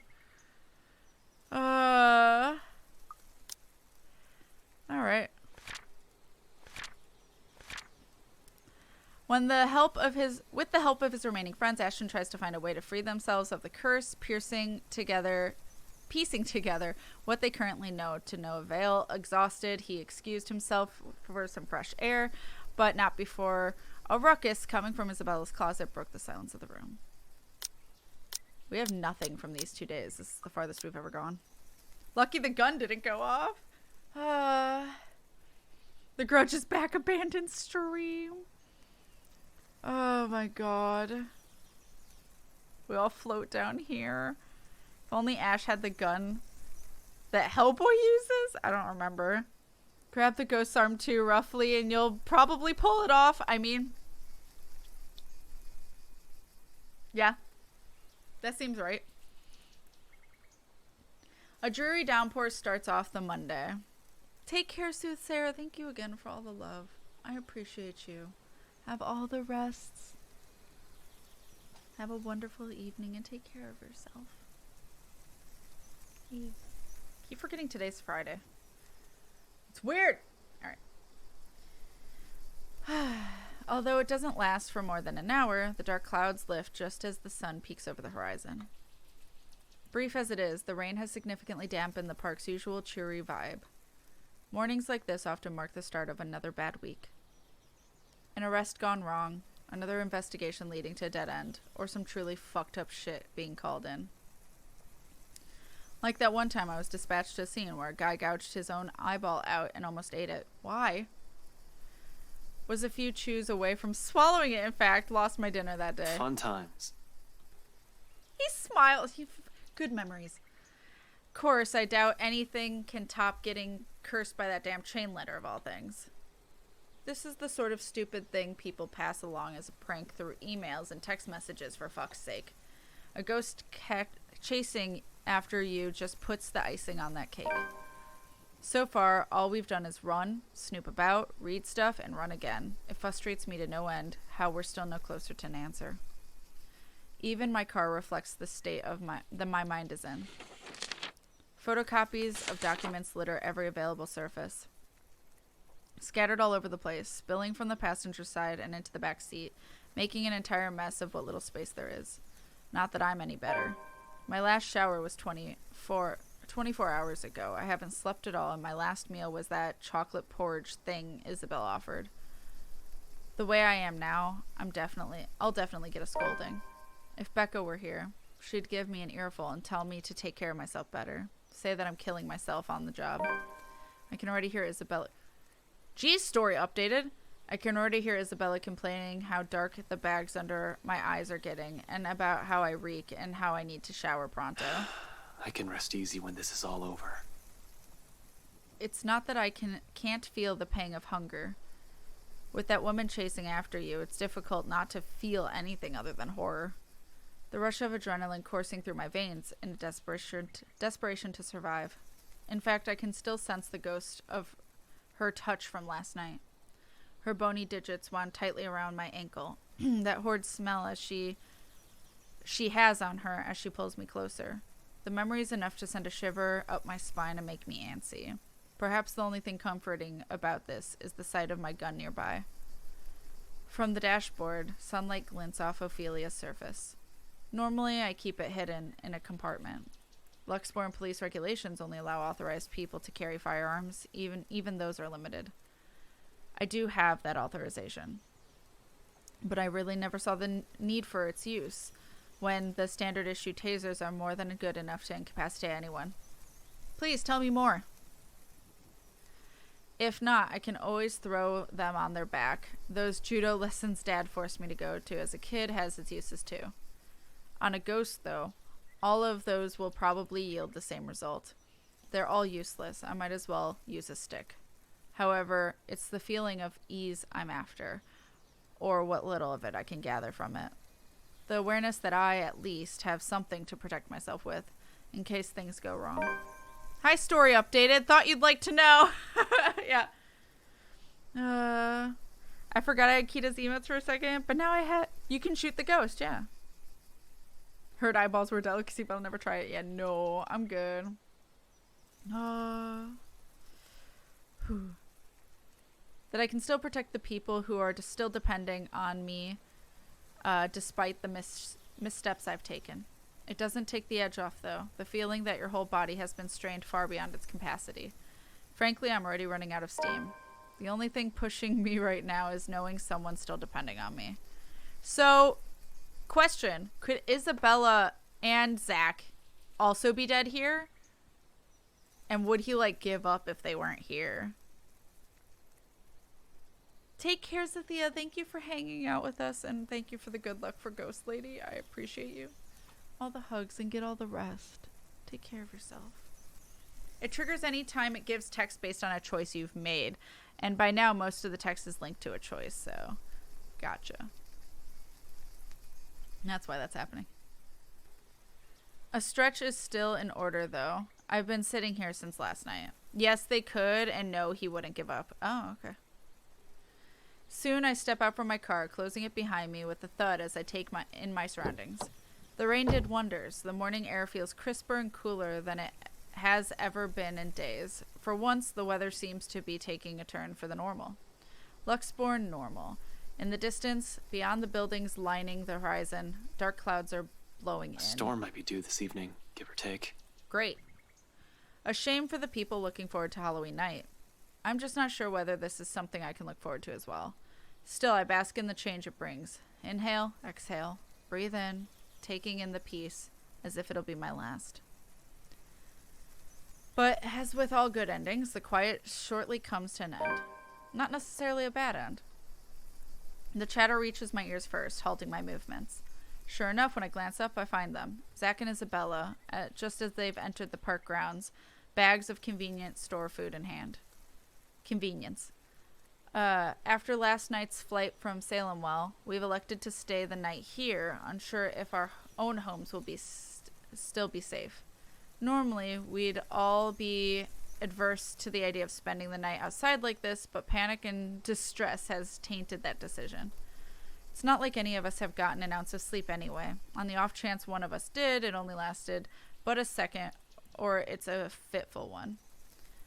But looking at them right now, from afar, it's easy to mistake them for just friends on the day out. Isabella's gesturing wildly with her arms as she talks, something funny or amusing probably, because it's soon followed by Zach's booming laughter. Their voices fill the atmosphere with light air, temporarily easing off the disheartening mood. It's easy to pretend we're not knee-deep in life and death situation the way we are acting now. Easy to forget we've lost someone. If anything, it's only their appearance that betrays that mask. Slightly disheveled, bags under their eyes, an exhausted curve in their shoulders, and dragging footsteps. But the closer they got, the more obvious these signs are to the naked eye. Zach tosses an energy drink my way the moment the distance allows it. Isabella hands me another bag she's holding, before seating herself on the edge of the fountain. A scent of warm food immediately wafts from the bag as I open it, carried further by a passing breeze. Whatever sweet sauce they drizzled over the pork wannabe? I don't know. It smells heavenly. Hell, even the sorry looking vegetables seem appetizing. Energy sheep. Despite myself, without even checking exactly what this is, hunger swiftly takes over every rational thought. I dig in without waiting for them to start. Both of them appear to be in the same mind too. Soon enough, they also start on theirs. No casual talk while we fill our empty stomachs. Exhausted as we all are, food is something we can't forego. Starvation dulls the thinking, weakens the body. If we are to survive this, we're going to have to take care of ourselves first. I know that's what Rebecca would do.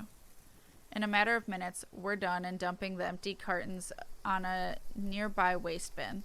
Along with it is the shift in the mood. Back to dismal. Back to the problem at hand.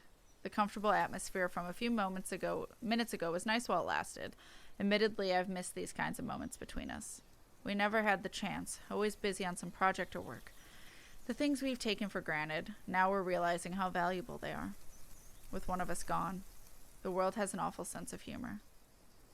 While the one we've just had is short-lived, it's another thing I want to look forward to. If we ever free ourselves from this damn curse, I'd like to believe there's a way. For now, we have to focus back on the present. This. Dead people. The letter. The curse. It's not simple to bring these up, but necessary. What now? Where do we go from here? Gotta have a storm for the drama-filled conclusion. Yeah? No other weather is permitted. Surely. Surely. Energy sheep is the best drink, yeah. Energy sheep? I bet that's one bad drink. God damn it, Wolf Prince.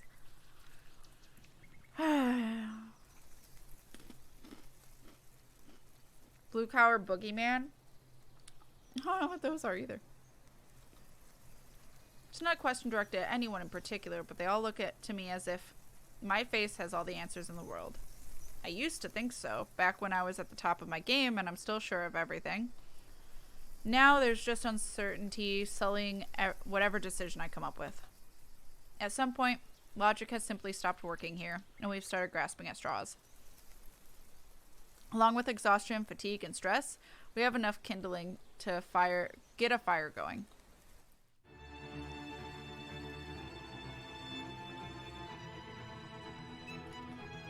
What is this music?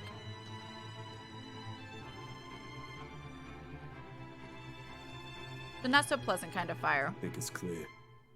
We can't just stay here. But we can't just keep running like this either, Zach. Sooner or later, she'll... We don't really have a choice, Bella. We can't even go back to our own homes. No matter where we go or hide, she's gonna get us. You're giving up again. I ain't! I'm just being realistic. Nowhere's safe. Even if dying's the last thing I want to do right now, I can tell there is no way that woman's... This is just like your movie all over again. This and that are two different things, Bella. Yeah. And you know what? Right now, I'd rather see my movie flop twice over than go through this. Just because this whole thing doesn't look good, doesn't mean there isn't a way out. Zach, I know Rebecca wouldn't... Rebecca's gone, Bella. And if what happened last night didn't tell you how bad... I know that! You don't have to keep reminding me. Do you really think I don't blame myself for everything? Nobody's telling you to think that way! No, but you might as well just say it. Even if no one else does. I know everyone thinks this is... All right, that's enough! Both of you, stop this! They both falter to silence at my words, and an awkward, stifling mood descends between the three of us.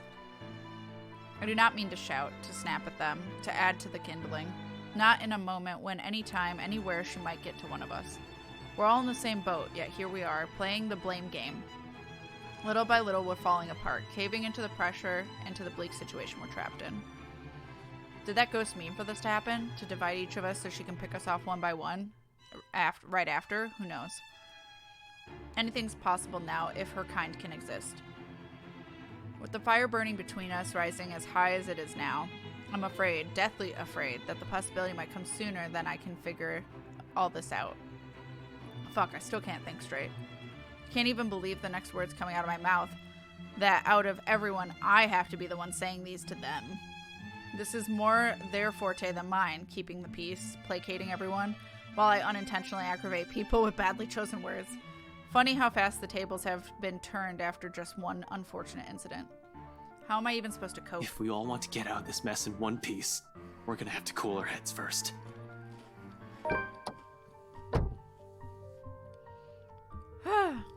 Before my own temper flares, I walk away and slide back into my car. If the door slams with more force than needed, I'd like to blame it on the pent-up anger boiling up in me. I'm not even sure what or who I'm angry at. Alright. Isabella could be dead or in a coma at this moment. Oh. After spending the night at the local park, Ashton and his friends tried to figure out what their next step will be. However, coupled with fatigue and stress, the conversation quickly went downhill. Frustrated, Ashton walked out, suggesting they cool their heads first. The ghost at them, or maybe at myself for being this useless. Because despite none of them saying it, I know, goddammit, they're still counting on me. In spite of my failures of every harsh word I've uttered, or how unbearable I can be as a friend. It's there when the tension after the argument finally breaks, and one by one, they follow me and get into the car. It's the concerned glances they shoot my way when I start the engine without a word and drive off.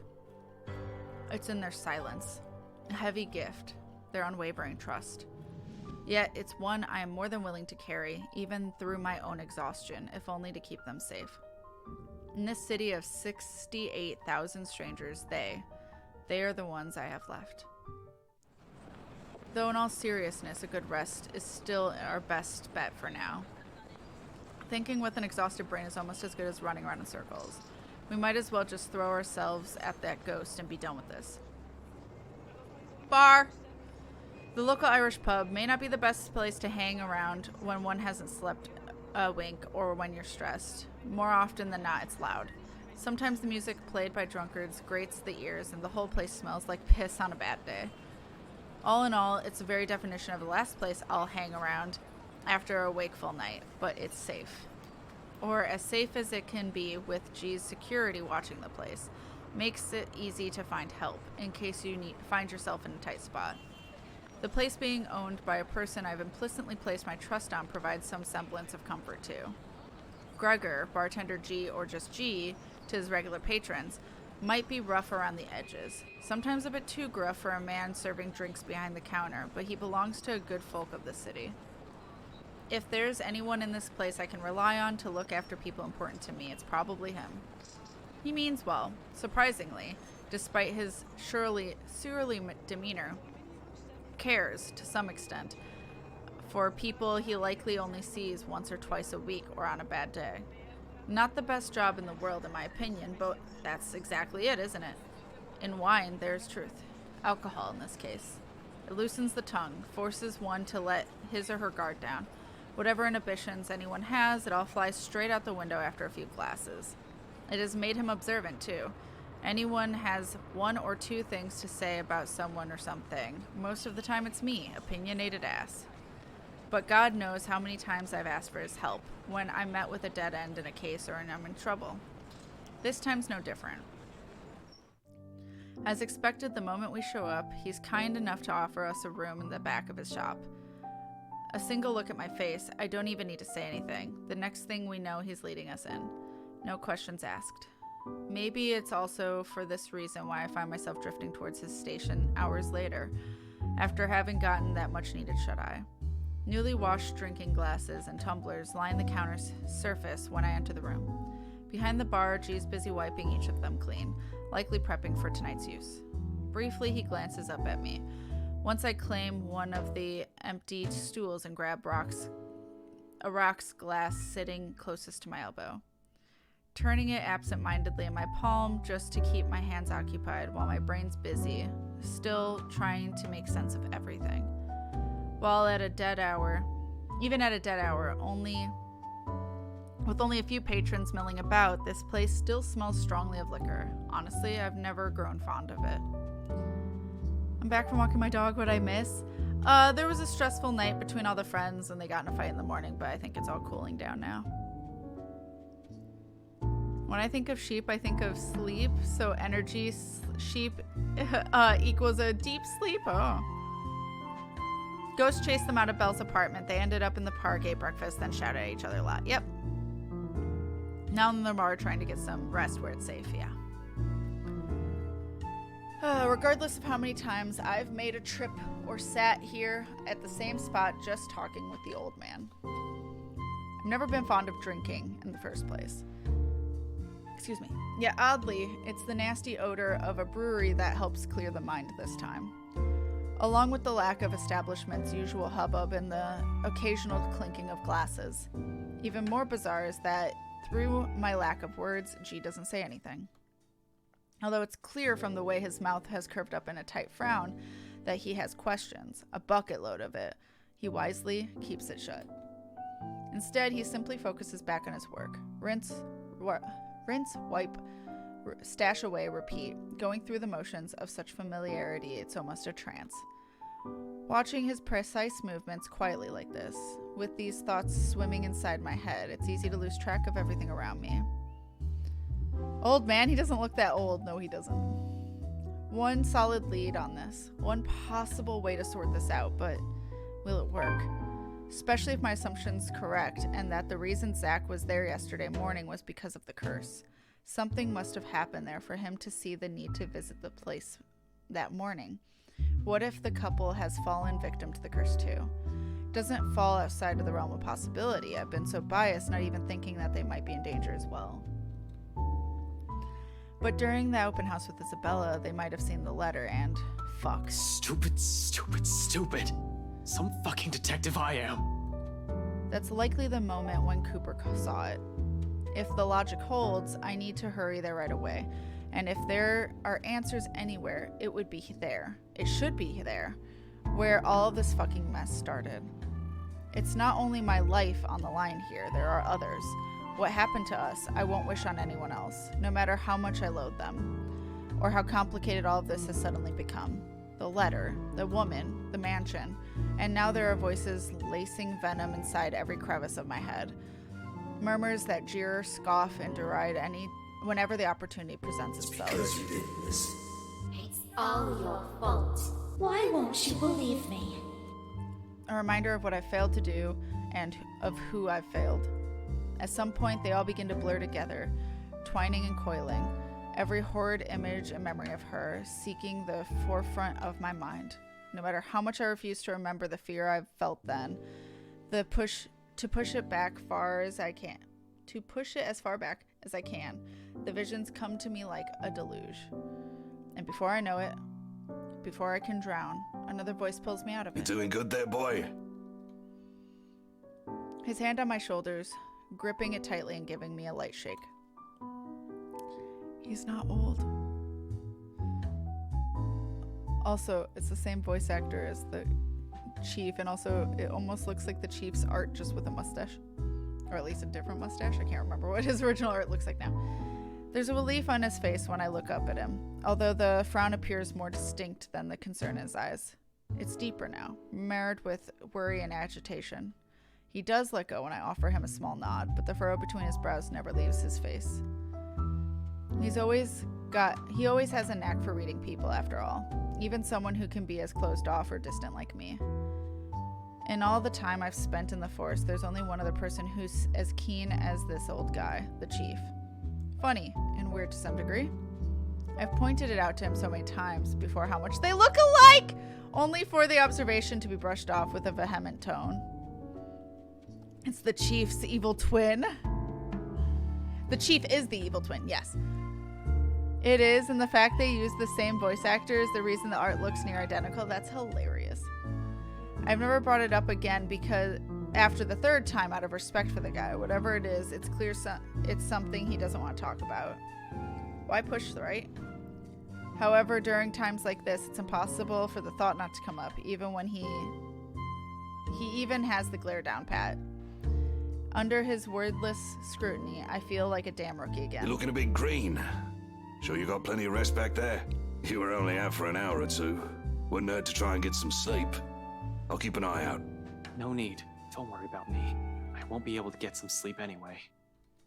Not with her face still, clear picture in my head, no. I heard that from you before.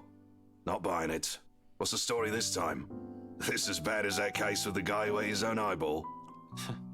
I wish it were. Jesus, stop reminding me. I hated that case. If I didn't know any better, I'd say you get a kick out of telling people about it. It's useful, you know, for blokes who don't know their limits. Sends them right out the door after I start with a description. Or was it the part when the poor schmuck gouged his eyes out? Nasty, awful, icky stuff, and it gets the job done. Like I said, useful. Don't even need to call security these days if I want to kick someone out. Anyway, pretty sure that pales in comparison to whatever this is now. I haven't seen you this stressed out since they closed that case. Did Ash do a case on Dimitri? Is that why someone said Dimitri earlier? I mean... The one from 10 years ago, with your professor friend? Abigail and her team weren't able to solve that one, G. No one has been able to. It just went cold. Same difference. But what do I know, eh? I just serve drinks, listen to people's problems and their whining, then make sure they get home safe afterwards. Thing is, I'm also not blind, kiddo. And you can bet your ass I can tell when a person's about to fall apart. Yeah. Reminded me of What? Dimitri. Is this some form of therapy from you? Are you going to offer me free drinks now? Really, I can use some right now. Something to numb the senses. Although you shouldn't have your senses numbed right now. But when has that helped anyone? In your dreams, kid. Last time someone gave you the hard stuff, your photographer friend had to haul you out of this place almost half naked. Hey, I can handle my liquor when I put my mind to it. Not from what I've seen, nope. Besides, you usually avoid drinking. Either way, it's out of the equation. And when booze no longer counts, we just talk. So, talk. It's not like anyone within earshot will care. That chap over there only wants his cricket matches. I doubt you believe it, G. I've heard worse stuff. Try me. You know that mansion down at Anslum? Yeah, who doesn't? You live in this town long enough, it's impossible not to hear a thing or two about it. Bloody locals. Well, my friend found a primitive version of a chain letter in there. Now that we've seen it, we're cursed. A beat passes. For a long moment, G stands there, unmoving. His hand stops short of placing the glass he's been wiping prior back to a rack on his left. All while he stares at me with eyes that are nothing short of scrutinizing. He probably assumes I'm joking. Who wouldn't? Not a week ago, I've been put in the same situation. Even now, in spite of the things I've seen and heard, it simply won't sink in. Or maybe this is just desperation creeping in, the idea that I may not be able to find a way out of this. Whatever the case is, for people who haven't experienced what I'm going through, this will merely sound like an awful Halloween prank. It's not a prank. This must have been what Isabella felt the whole time we made fun of her that day. This isn't a prank! I saw something! Now it's too late. We're stuck in this never-ending nightmare, where the only way out might be death. Ash is a lightweight, yeah, apparently. Want to ask about the clothes incident, but I know better. Ash, how concerned should we be about you? And like I've expected, G's reaction to it, an amused laughter. It booms throughout the whole pub after a long bout of silence, just like I told him a particularly funny joke. Okay. Good one, kid. You don't want to spill. No one's forcing you. Seriously, though. Good one. Although I want to be angry with him, I can't find it in myself. Can't even muster the energy for scowl or glare. Nothing but the taste of my own medicine to temper the annoyance bubbling up in me, I suppose. In the end, echoing her words is the best I can do. It's not a joke. Yeah, all right. Good luck with that. You're on your own. Here I thought you didn't have an ounce of humor in that body. Guess I'm wrong. He shakes his head, lets out another chuckle before returning to his task. By now, almost half the glasses have been put away. The only ones remaining are the smaller kind used for shots and stemmed ones for cocktails. Despite being busy with his task, his amusement does not entirely disappear from his face. He keeps talking, as if I'm simply another customer he entertains with his stories. But we both know it's more than that. If the wistful expression on him says anything. Man, can't believe you're the same rookie who walked in here almost a decade ago. Too smart for his own good, that boy. He's always been 2 steps ahead of things. Now he's here, sulking. I must have screwed up somewhere then. I must have screwed up a lot. For things to suddenly shift like this. For me to become a mere shadow of a person I used to be. Nah, I don't think so. This one, screwed up? Not by a mile. It's too early to say. You've still got several years ahead of you, Holmes. Take it easy. But some things change, eh? It has been years, and you were a kid back then. You know, the sort that's a bit unsure. Making all the horrible decisions in life he'd eventually be embarrassed to talk about. You never stopped calling me kid, though. Well, you still are. It's just at this time, you're sure of who that badge and gun is for. What was it you police types usually say? To protect and serve, yeah? A significant pause follows at its heels, from both of us, as he allows its meaning to sink in and spur something in me, stirring a feeling both heavy and forceful, but not completely unwelcome. Familiar. Although before I can even clarify what he's implying, or gather what he's trying to imply, or gather my thoughts on the matter, G turns away to begin his work on the silverwares. He'll need those too, once more of his patrons come in for lunch. Slow and easy. A sharp contrast with the strained air we've been wading through these past weeks. Yeah, he barely looks older than him. A fleeting moment, but one I allow myself to relish, if only because of its absence lately. The way things are now, it's almost a gift. So when it all ends with a loud shuffling of foot from the adjacent hallway, a sigh is all that leaves me. There's no need for me to look up to know who it is. Zach's treads alone are telling. There's always a weighted set to them, steps that are taken with a lazy cadence. Like he's always trying to make himself smaller, less conspicuous than he actually is. In a place he's familiar with, he also tends to linger, stand awkwardly to the sides, as if he's too afraid he'll break something. That or he's waiting for permission of some kind. Either way, he's never been the kind to barrel headfirst into things or forgo courtesy, despite appearances. Much like how Rebecca's mother Henning bellies her fiery temperament, or belies? I don't know. Or Isabella's rare displays of maturity appearing at odds with her youth. There have been a lot of those in my life, it seems, more so from people I've grown closer to over the years. Walking contradictions, we all are. It's a wonder how we ended up as friends in the first place. But maybe that's exactly why.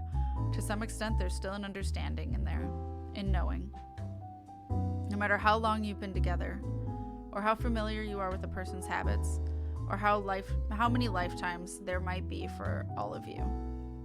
One can never fully know a person. Sometimes it works because they merely chose to stay. Sometimes it's as simple as someone extending a hand first for an apology, regardless of every hurtful word said. Hey, Ash? Hold on. After the argument at the park, Ashton took his friends someplace they could rest. G welcomed them to his pub without question. While the others were sleeping, the detective and the bartender had a little chat about the past and what had changed over the years. This time I glance at him, briefly, gauging the mood. Not because reconciliation's an issue for me. Between us, it never will be. But somehow, the bear. I have his tail. Oh. He's like, how dare you? But somehow, this is another thing I'm all too afraid to see crumble in front of me. One wrong word, if this is going to end in another argument, might as well stop as early as now. There's another long pause from him, during which he can't seem to figure out what to do with his hand. In the end, he chose to just stuff both into his pockets and trains his eyes at the now empty space behind the counter. Hi, McCory. Hello. Hello. You're fine. Totally fine. Not the late commands. Hello. Without our notice, G has slipped back into the kitchen, leaving only the two of us and everything awkward in the world at the moment. Still, Zach trudges on, a hopeful tone slipping into his voice, simply because it's the only thing he knows to do. Did you, get any sleep? It's a start at least. A stiff one, but a start. The least I can offer in return is that rare honesty. For a few hours, yeah. Curt, brisk, not an ounce of friendliness in it. In spite of it, Zach takes it as a sign. Relief washes over him as his shoulders relax and he releases a tense breath. Soon he's closing the distance he has put between us and flops onto the chair on my right. I think the better question is if the dreams are pleasant. And for the record, no. Yeah, I know what you mean. I get those a lot. He shifts in his seat, coughs, drums his fingers on the counter for a short while, then falls silent. That's it. No apologies. Somehow that short exchange is all we need. The air changes again, much like everything we've known lately. Maybe not for the better, not yet. However, it's less suffocating, with less hostility and resentment. The kind where it's easy to pretend, easy to forget. Not that it's a thing that'll happen anytime soon, but one can dream. In a situation where death might come knocking anytime, it's these little hope we cling to. It's these little things we wish will happen again. I'm not an optimistic person by nature. Hopeful maybe, but never optimistic. Though I want to believe there's a way we'll live through this nightmare. For the sake of the one we lost. It's just funny how it took all of this to spur these kinds of thoughts in me. I can't even remember the last time something like this occurred to me. For some reason, after seeing one harrowing thing after another, I've simply forgotten. Why are you suddenly smiling like that? Huh? Oh, no, I was just thinking about something. Well, it better be something that'll get us out of this mess. Ash does a lot of thinking. I never realized how much until someone has to read it. Yeah. Ash does talk a lot. What makes you think I know how to fix this? Until 2 days ago, I didn't even believe a word you guys have been telling me. Zach, I function better when I'm dealing with homicide cases. Hell, feel free to throw in the usual robbery and missing persons case into the mix. I don't care. Give me a few days and I'll give you a lead. This isn't how I operate. This isn't what I'm good at. For all you know, I might even end up getting us killed. I have no idea what I'm doing. Well, the fact that you're frustrated but still trying already means something, Ash. Besides, you don't make that face unless you already have an idea. It can't be any worse than this. Maybe. What's on your mind, Ash? There really is something about Z-Man. Between Rebecca and him, I tend to share with him things I won't normally say to the other. Unlike her who pushes, sometimes with the same tenacity as her moods, Zach has this strange tendency to ease people into telling him what he wants to know. Oftentimes, the question feels so subtle, it catches me off guard, with less force and more forbearance. I feel like Ash is written like old school noir anti-heroes, lots of inner monologues, yeah. After all, out of everyone, he's the most grounded. Really, he's like the older brother I never had, the kind you can depend on when things go sour. The kind you tell things to simply because he'll listen, without forcing his own opinions on you. We still have one more lead we haven't checked. I'm gonna look into it tonight. It doesn't take him long to put 2 and 2 together, and his calm expression abruptly dissolves to worry the second he realizes what I meant. We've already examined the letter, read through piles of documents. There's really only one we haven't given a once-over: the mansion. Of course, Zach may not be the kind to push, but that doesn't mean he agrees with everything that comes out of my mouth. It's his way of keeping me steady and on my feet through the years. Hold on, didn't you tell me not to go in there? Whatever happened to stay away from Luke Wright? You're an unarmed civilian, Zach. And so? So, I want you to stay here and keep yourself safe. I think we should all be together. I probably won't take too long, but I don't know what might happen. I'm not even sure if I'll find something in there. G will keep an eye on you guys. If you need anything, that woman shows up, just holler. He'll help out, no questions asked. You don't even need to explain anything. He's not willing to concede. Not from the manner he grips his knees or the rigid set in his jaw. I'm going with you. Yeah. You can't go in there alone, Ash. I heard something. The morning I was there, I heard someone scream and then there was a woman crying, and I don't know what's going on inside that mansion, but I am telling you, you shouldn't face whatever's inside alone. No, you shouldn't.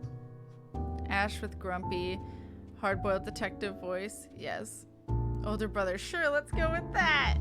Oh my god, the mansion.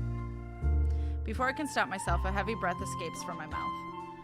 It's one of those times again where Zach means well, but he's completely missing the point I'm trying to make.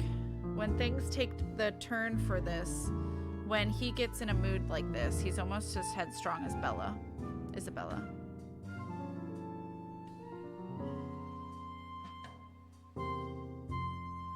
I don't like either of these. They say the exact same thing, just in a different way. I feel like this one's mean, but I feel like both could be taken mean. No, to both. I'll say this one.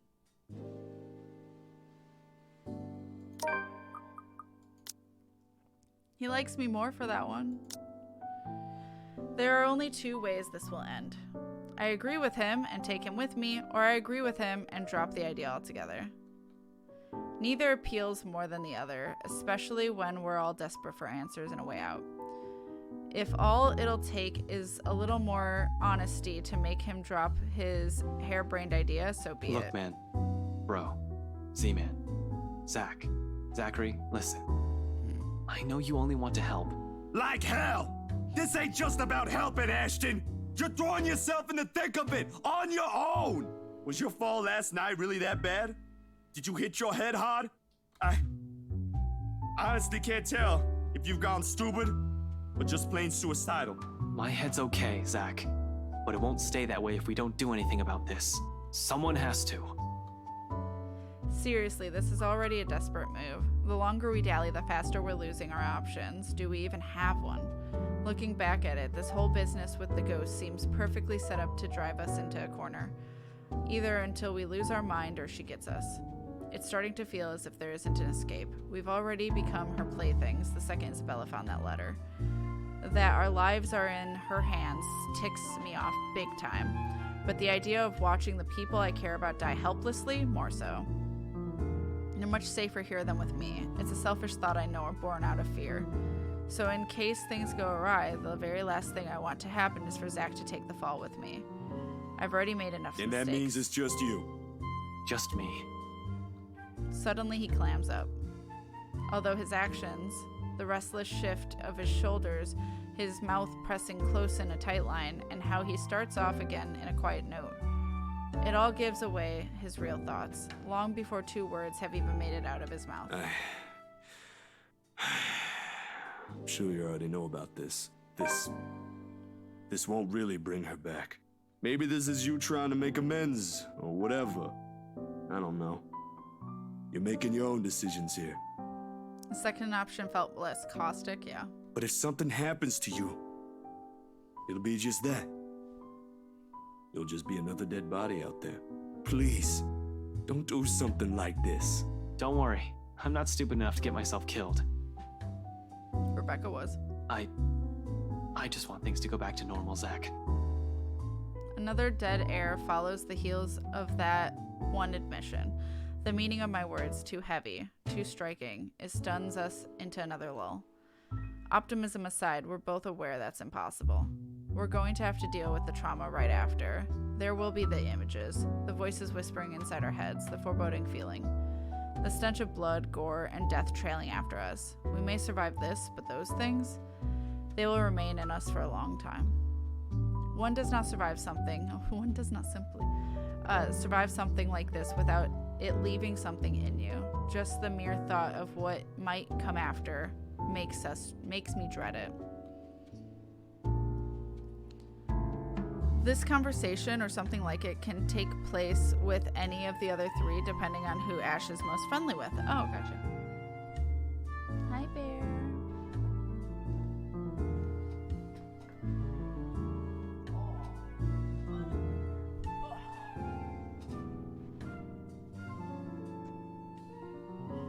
He's just staring at the floor like, can I go down now?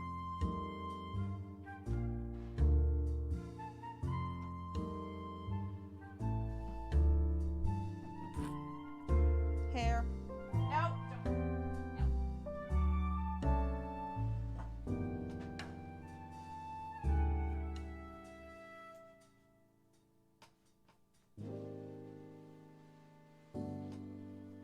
My hairy son. Such a gorgeous chunk cameo. Or indeed, who is still alive. Gotcha. He's so fluffy. What this has changed in all of us. But I suppose that outcome is more acceptable, the lesser of two evils. 3 hours. My head snaps up and I turn to him, puzzled. He's staring at his hands with a thoughtful expression, brows furrowed in deep concentration. Like he's trying to choose the right words to convey what he's about to say. 3 hours? For what? That's more than enough time to go there, to check things, like you said, and travel back here. If you don't show up here beyond that, I'm going after you.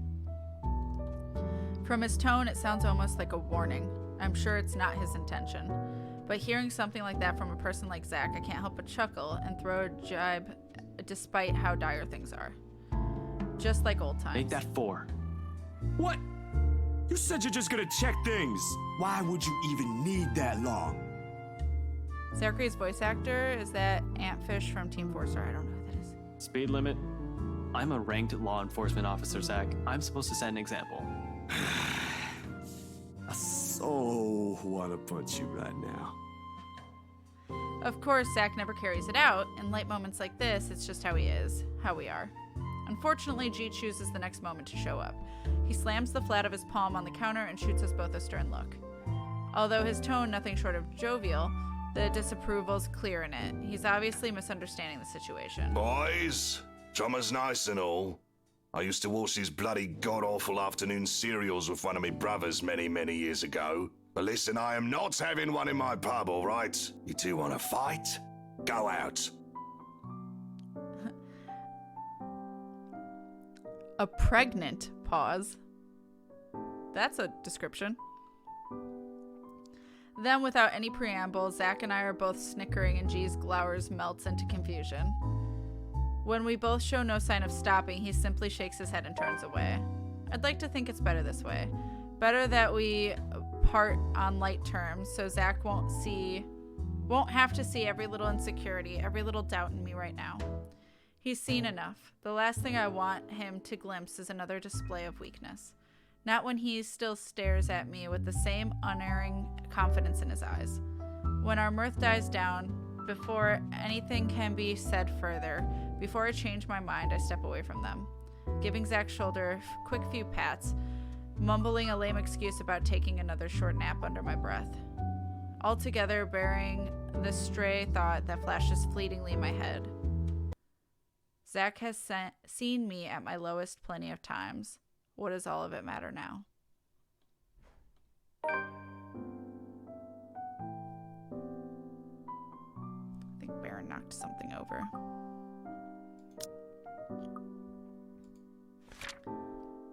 Zachary's arrival interrupted Ashton's conversation with G. Left alone, the two attempted to mend things between them, only for things to almost turn sour after Ashton revealed his plans to return to the mansion. His friend eventually acquiesced after Ashton agreed to the time limit. You've got 3 hours and then I'm coming after you, like they do in all the best action films when the hero goes off into the villain's base alone for the final showdown. Yeah.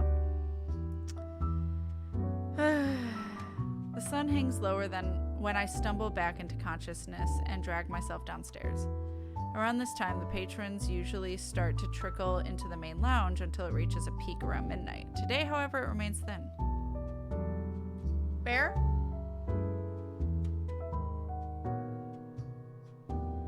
But considering what day it isn't too worrisome for the kind of business G runs. He has always complained about the lack of decent crowd on work start, although he doesn't really begrudge his customers for it. No one wants to start the week with a bad case of hangover after all, even him. Which makes the concerned look he gives me come off as a bit too odd. With the kind of danger we're in, this swiftly puts me on edge even before sleep completely fades from my mind. Something wrong, G? G hums, but there's an undertone of annoyance in it despite his casual and open movements. And only after he finishes wiping a tumbler and carefully settles it face down on the table, he gives me an answer. The way he stares back at me honestly makes me squirm. It feels like I'm being stared down by a primary school teacher for sleeping class again. Nothing much. Monday's still a slow day for this place. But you might want to check on your friends, kid. Looks like one of them woke up on the wrong side of the bed while you were out. Another question forms in my head along with a small confused frown. Though before a single syllable slips past my mouth, he gestures his head towards the far side of the main lounge. Isabella has settled on one of the tables set in the corner, it in deep thought and with a scowl on her face. From the looks of it, it appears woke up on the wrong side of the bed is a complete understatement. Turns out sleep isn't just what some of us need. Even G appears to understand it. In spite of his efforts to look as unconcerned as possible, there's a tense set on his shoulders. A nervous edge lingers in his eyes, as it occasionally flickers over Isabella. He doesn't want to deal with this, especially at the start of another busy work week. Not that I know how. I don't even know what put her in such a bad mood. But the imploring gaze G directs at me leaves me with no other choice. It almost feels like he's guilting me to do something about it. I hate that it's working. You know how I run this pub, kid. No fist fights, no cat fights, no people in sullen moods, only good booze, bad puns, and off-key singing. Go fix it before it turns into something chaotic. It's probably not as petty if Isabella's already in that state, but I give him a nod nevertheless. Sorry about this, G. He hums something under his breath for an answer and waves me off, turning away and returning to his work without another word. Even with the lack of a sizable crowd, he likes to keep busy. We're in the same in that regard. Can't remain still, always have to stay moving, doing something, thinking, whatever keeps the brain at work. I leave him to it shortly after. Part of me wants to thank him for all the trouble he has taken for the people he barely even knows. Once this is over, I should probably find some way. In the meantime, I have this immediate problem to fix. Gotta get to this before it turns into a shitstorm. There's a strange lull in the area of area of the pub. People continue to trickle out instead of in, and this time only 2 tables remain occupied. Maybe the fact that Zach is a bad liar might have something to do with it. I mean, my kind of bar. Soon these people, because of all the bad puns, these people too will be gone and the whole place will be devoid of anyone. Frankly, its current state already lends the place an entirely different vibe. Along with the soothing strum of strings and steady beat of drums playing overhead, there's a calming sense to this. A far cry from times I've seen here before. And perhaps it's for this reason why Isabella has chosen this place to retreat. She sits quietly in the furthest corner of the room, in one of the tables set right beside the windows. She usually keeps the curtains closed around this hour, but a small portion of it has been pulled back, revealing the busy street outside. The late afternoon light spills right through it, outlining her small form and pooling on the surface of the table, where both her arms rest. Her hands, she flips a piece of folded paper, turning it from one side to the other without any purpose. The letter. A small frown creases her forehead while she stares at it. Yet there's something oddly tranquil in the picture she has unknowingly painted. Something I can't bring myself to disturb, if only for a few seconds. It's one of those moments again. The rare ones. The ones where she's too still, too quiet. A complete opposite of her usual self. But it's these that often leave a mark. Not her cheery disposition or her lively attitude, but these short few seconds of wordless silence, when the softest sighs and the slightest movements sing louder. The smallest, minuscule things that could tell you about a person and her strength more than any words can express. It's these that carve a vivid memory, no matter how brief it lasts. And it soon breaks soon enough. The second I pry the letter off her hands and flop down on the empty seat next to her. She glares at me, annoyed, and just like that, all of it melts away. Gone is the stillness, replaced quickly by the teasing and friendly jibes. Back again to what we are used to. It's easy, what's familiar, where every truth we hope to convey regrettably goes unsaid between us. You're going to destroy an important piece of evidence if you keep doing that, Belle. This time, however, no retort comes from her. Without the letter to glare daggers at, she turns on her hands, now clenched tight in front of her. But she's far from angry. A bit upset, maybe? Who wouldn't be? This curse has already gone far too long. Has already taken someone we care about from us. Regardless, Isabella doesn't seem like she'll be shouting at me, at least compared to every other people I've aggravated, intentional or otherwise. Some light talk may just do the trick and coax her out of this mood. Come on. If you keep staring at the table like that, you're going to bore a hole on it. I really don't want to OG a new table. He'll pick the most expensive one and leave me begging on the streets. She levels a quick glance at me, her expression dry and impassive enough to drain every color out of the room. It's as if I've just told her a terrible joke and she's expecting there'll be more of it. Really now? She needs to give me more credit than that. My jokes are funny when I want them to be. I really don't care. I'd even take pictures and post them online. Go away, Ash.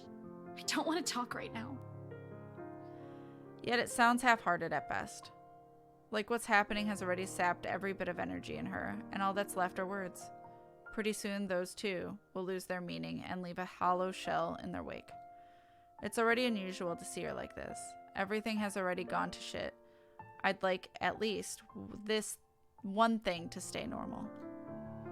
So somehow we manage. We continue for the better half of the hour talking, joking, with her short, feeble responses and banters that never goes anywhere. But it's enough.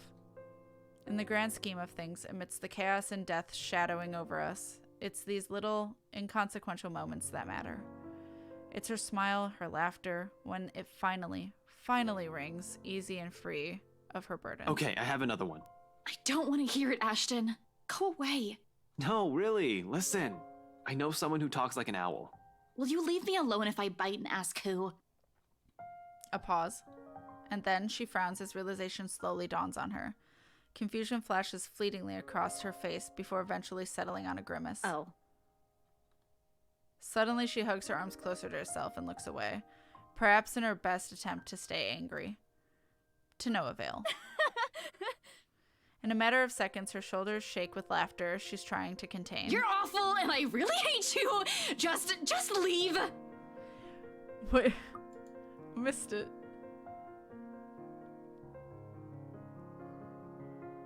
I got it.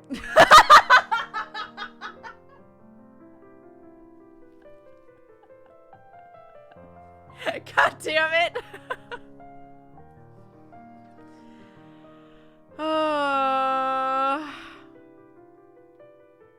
You know,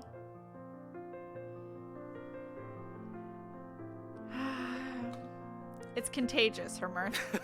Soon I'm joining her in it, briefly forgetting every problem that has piled up and continues to weigh us down. Laughing without reservation or care, until only a familiar warmth lingers, once both our amusement ebbs away. Somehow with her, these things have always come easy. Feeling better? A little. You're still lame. But you're laughing right now. Only because your humor is terrible. Right. Keep telling yourself that. I know it's funny. And you know what? If you've kept frowning like that, your face might have cracked. That would have been really messy and ugly. If glares could kill, with the one she sends my way, I'll probably be dead by now. Seeing it directed my way, it takes only a few quick seconds for me to realize how she might have also taken my statement. How wrong and rude it might have sounded in her ears, however unintentional it is. I've never been good with words, but that's never an acceptable excuse, is it? Suddenly, taking the brunt of her anger seems less complicated than correcting or explaining myself. Nevertheless, I try. What? God, crap. Damn it, that was so not what I meant. I was just saying you look better when you're smiling. Also not necessarily a great thing to say with that whole, smiling thing of girls, pretty girls should smile or whatever the fuck. But also I like that they didn't put any spaces in that. Keep digging, Ash. Her glare doesn't even wane. In fact, I think it's intensified like a brewing storm. In the face of it, under the sharpness of her stare and her annoyance, I do what any person with a good sense of self-preservation does. Keep my mouth shut and shift my attention elsewhere. The crowd outside looks very interesting today. Maybe I should... Thanks, Ash. She utters all of it in a voice too small, too quiet. But when I turn to her, only those words, her gratitude, resonate throughout the whole room. Not the soft clinking of silverware somewhere, nor the last strains of music fading into silence above us. Instead, it's the meaning behind her gaze, as she holds mine, that lingers. Steady, unflinching, and open. in the same way she looked at me all those years ago, with bright eyes and an expression softening into a tender smile. I didn't understand it then. How easy it is for her to wear her heart on her sleeve. How she never shies away from expressing herself, even among people she barely knows. How can she go through everything without losing herself? Now it's among the hundreds, the thousands, that hang unspoken between us. Trivial little things with worth still too big to put into words. Either because it's too early or because there's never really a proper time. For now, though, this'll do. That'll do, Pig. Until the moment itself dwindles. Until reality pulls us in, reminding us of the things we've set aside in its favor. What was that about earlier? You look like you're about to wage war on that letter. Oh, it's nothing. You probably won't like it when you hear it. Maybe. You haven't said anything yet, so how am I supposed to decide how to react? A small frown returns to her face. Although it lacks the same anger from just a few minutes ago, the bitterness stays. Now there's also uncertainty. It takes another minute until she speaks again. This time, she doesn't meet my eye. I was just thinking, maybe we should go back to the mansion. Blood freezes in my veins. Immediately before I can even think further on what to say, my mouth's moving. A disapproval already at the tip of my tongue. Isabella, you know that's... I know, Ash. I just thought we'd find something in there. That if I go back, we'll get the answers we need. I found the letter there, so maybe, right? It's not that I don't agree with her. Hell, I've been considering the same thing. It's the only lead we have, after all, but it's not going to be a simple walk in the park. Who knows what we might find in there? If I bring her with me, I won't be able to guarantee her safety. She'll be in even greater danger. Hence, alone. Exactly as I have told Zach. If there's a need to go back to that cursed place, I'm doing it on my own. Whether or not the rest of them agree with this plan is inconsequential. Their well-being is my top priority, and I'm not just about to drag them in there with me. So I tell her as much, despite the determination and desperation in her eyes.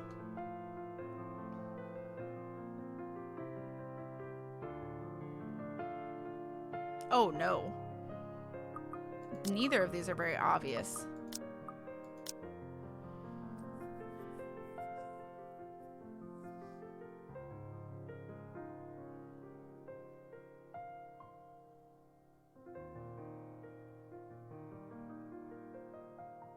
I don't know which one she'll dislike.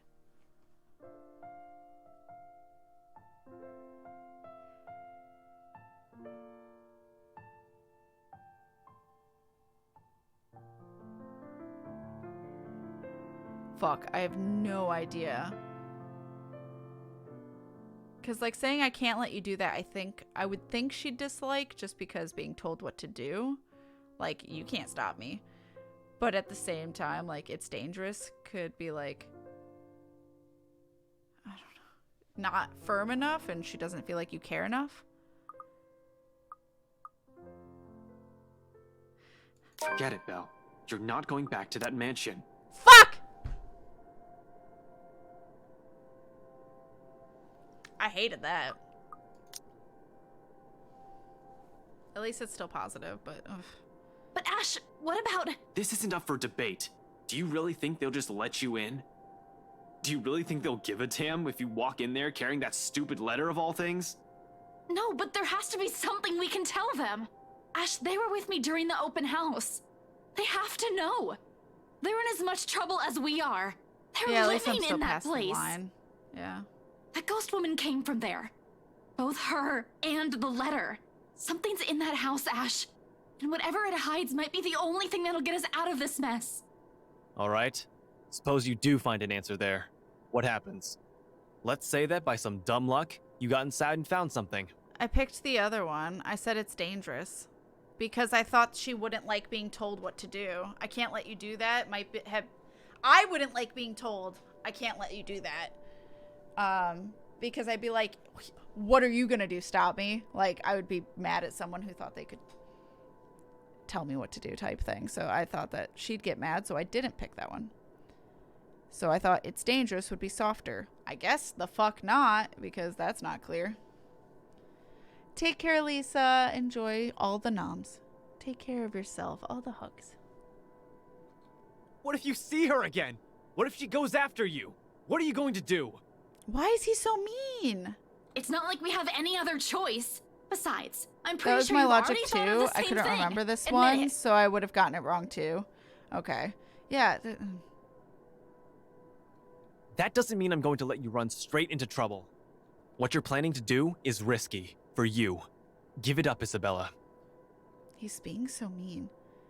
Unexpectedly, Isabella merely clams up. No resistance, no further argument like I've come to expect from her.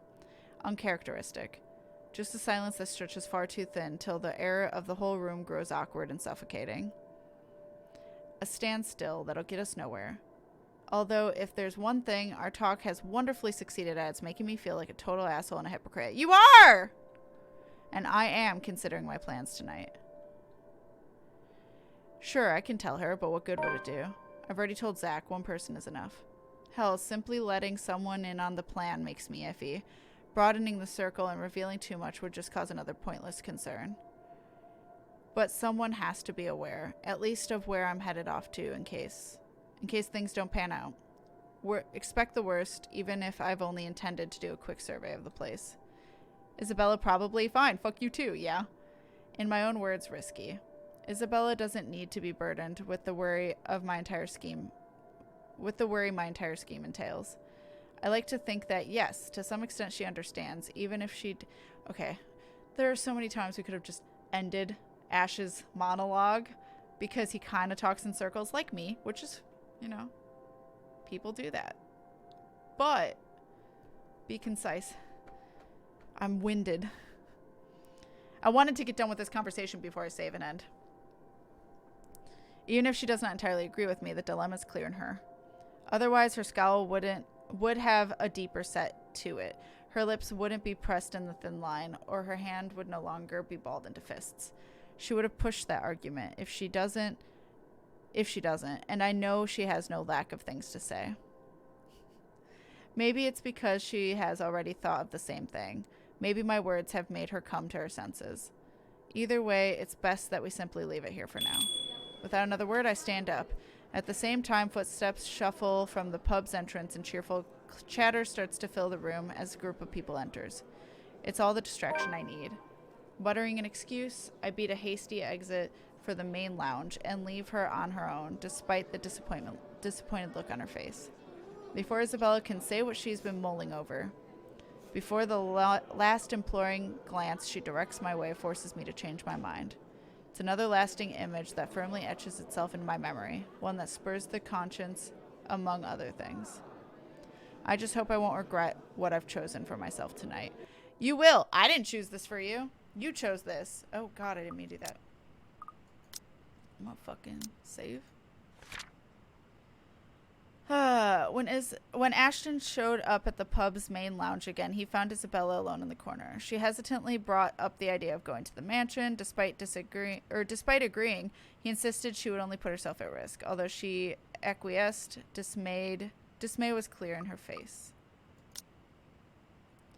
I'm sorry he's like this? No, it's fine. But I think I'm going to save here because it is already 5 o'clock. And I'm guessing we have a whole ending sequence here that is going to be long. So, and I'm guessing it determines whether he lives or dies. So, I'm not prepared to decide that right now. And I don't know how long it'll go. But, I do like probably Ashton the most personality-wise. When he's not a dick. Whole ending sequence and then the best chapter in the game. And sarcasm. Yup. I'm not excited for this bitch. Why end on Luke? Why? Blech. But we did it! No. But we did it.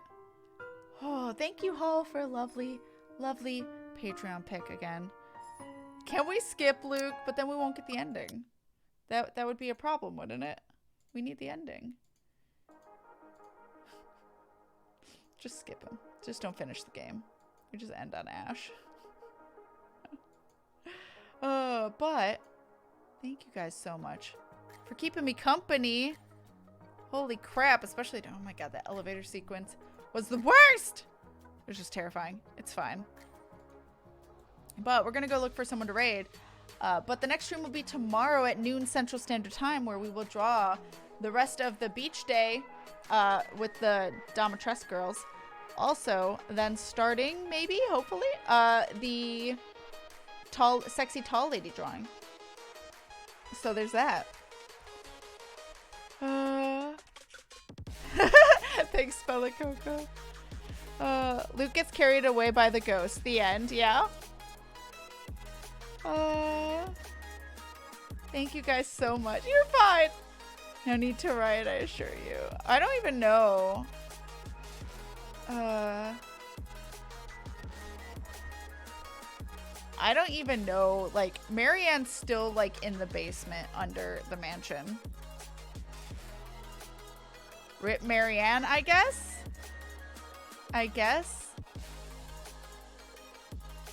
But we're gonna go give some love to someone. If you guys need something to say, copy and paste this to 1, make sure it works, and 2, to let us know you're coming with. But let's go give some love to someone. Let's go give some love to Lily. Lily is currently streaming, just starting, Pokemon Brilliant Diamond and Shining Pearl, which just came out today, and it's her first ever play of Pearl. She said, I have to Nuzlocke it. Oh no. Oh no, she's doing Nuzlocke. So let's give Lily all of the luck and all of the support as she tries to do this. But thank you guys so much being, oh shit. Thank you guys. Oh, it's also follower, subscriber only. That's just because of hate raids and stuff like that. So I highly recommend following and saying hi to Lily. Highly recommend her. So she's absolutely worth the follow and the watch. So, yeah, I'm going to copy and paste this. But thank you, Hall. Thank you, thank you. You have a lovely night and a great weekend. And I'll see you guys all in Lily's chat. Otherwise, I'll see you guys tomorrow at noon. So, you guys are fantastical. And I'll see you guys later. Bye, everyone. Bye, guys.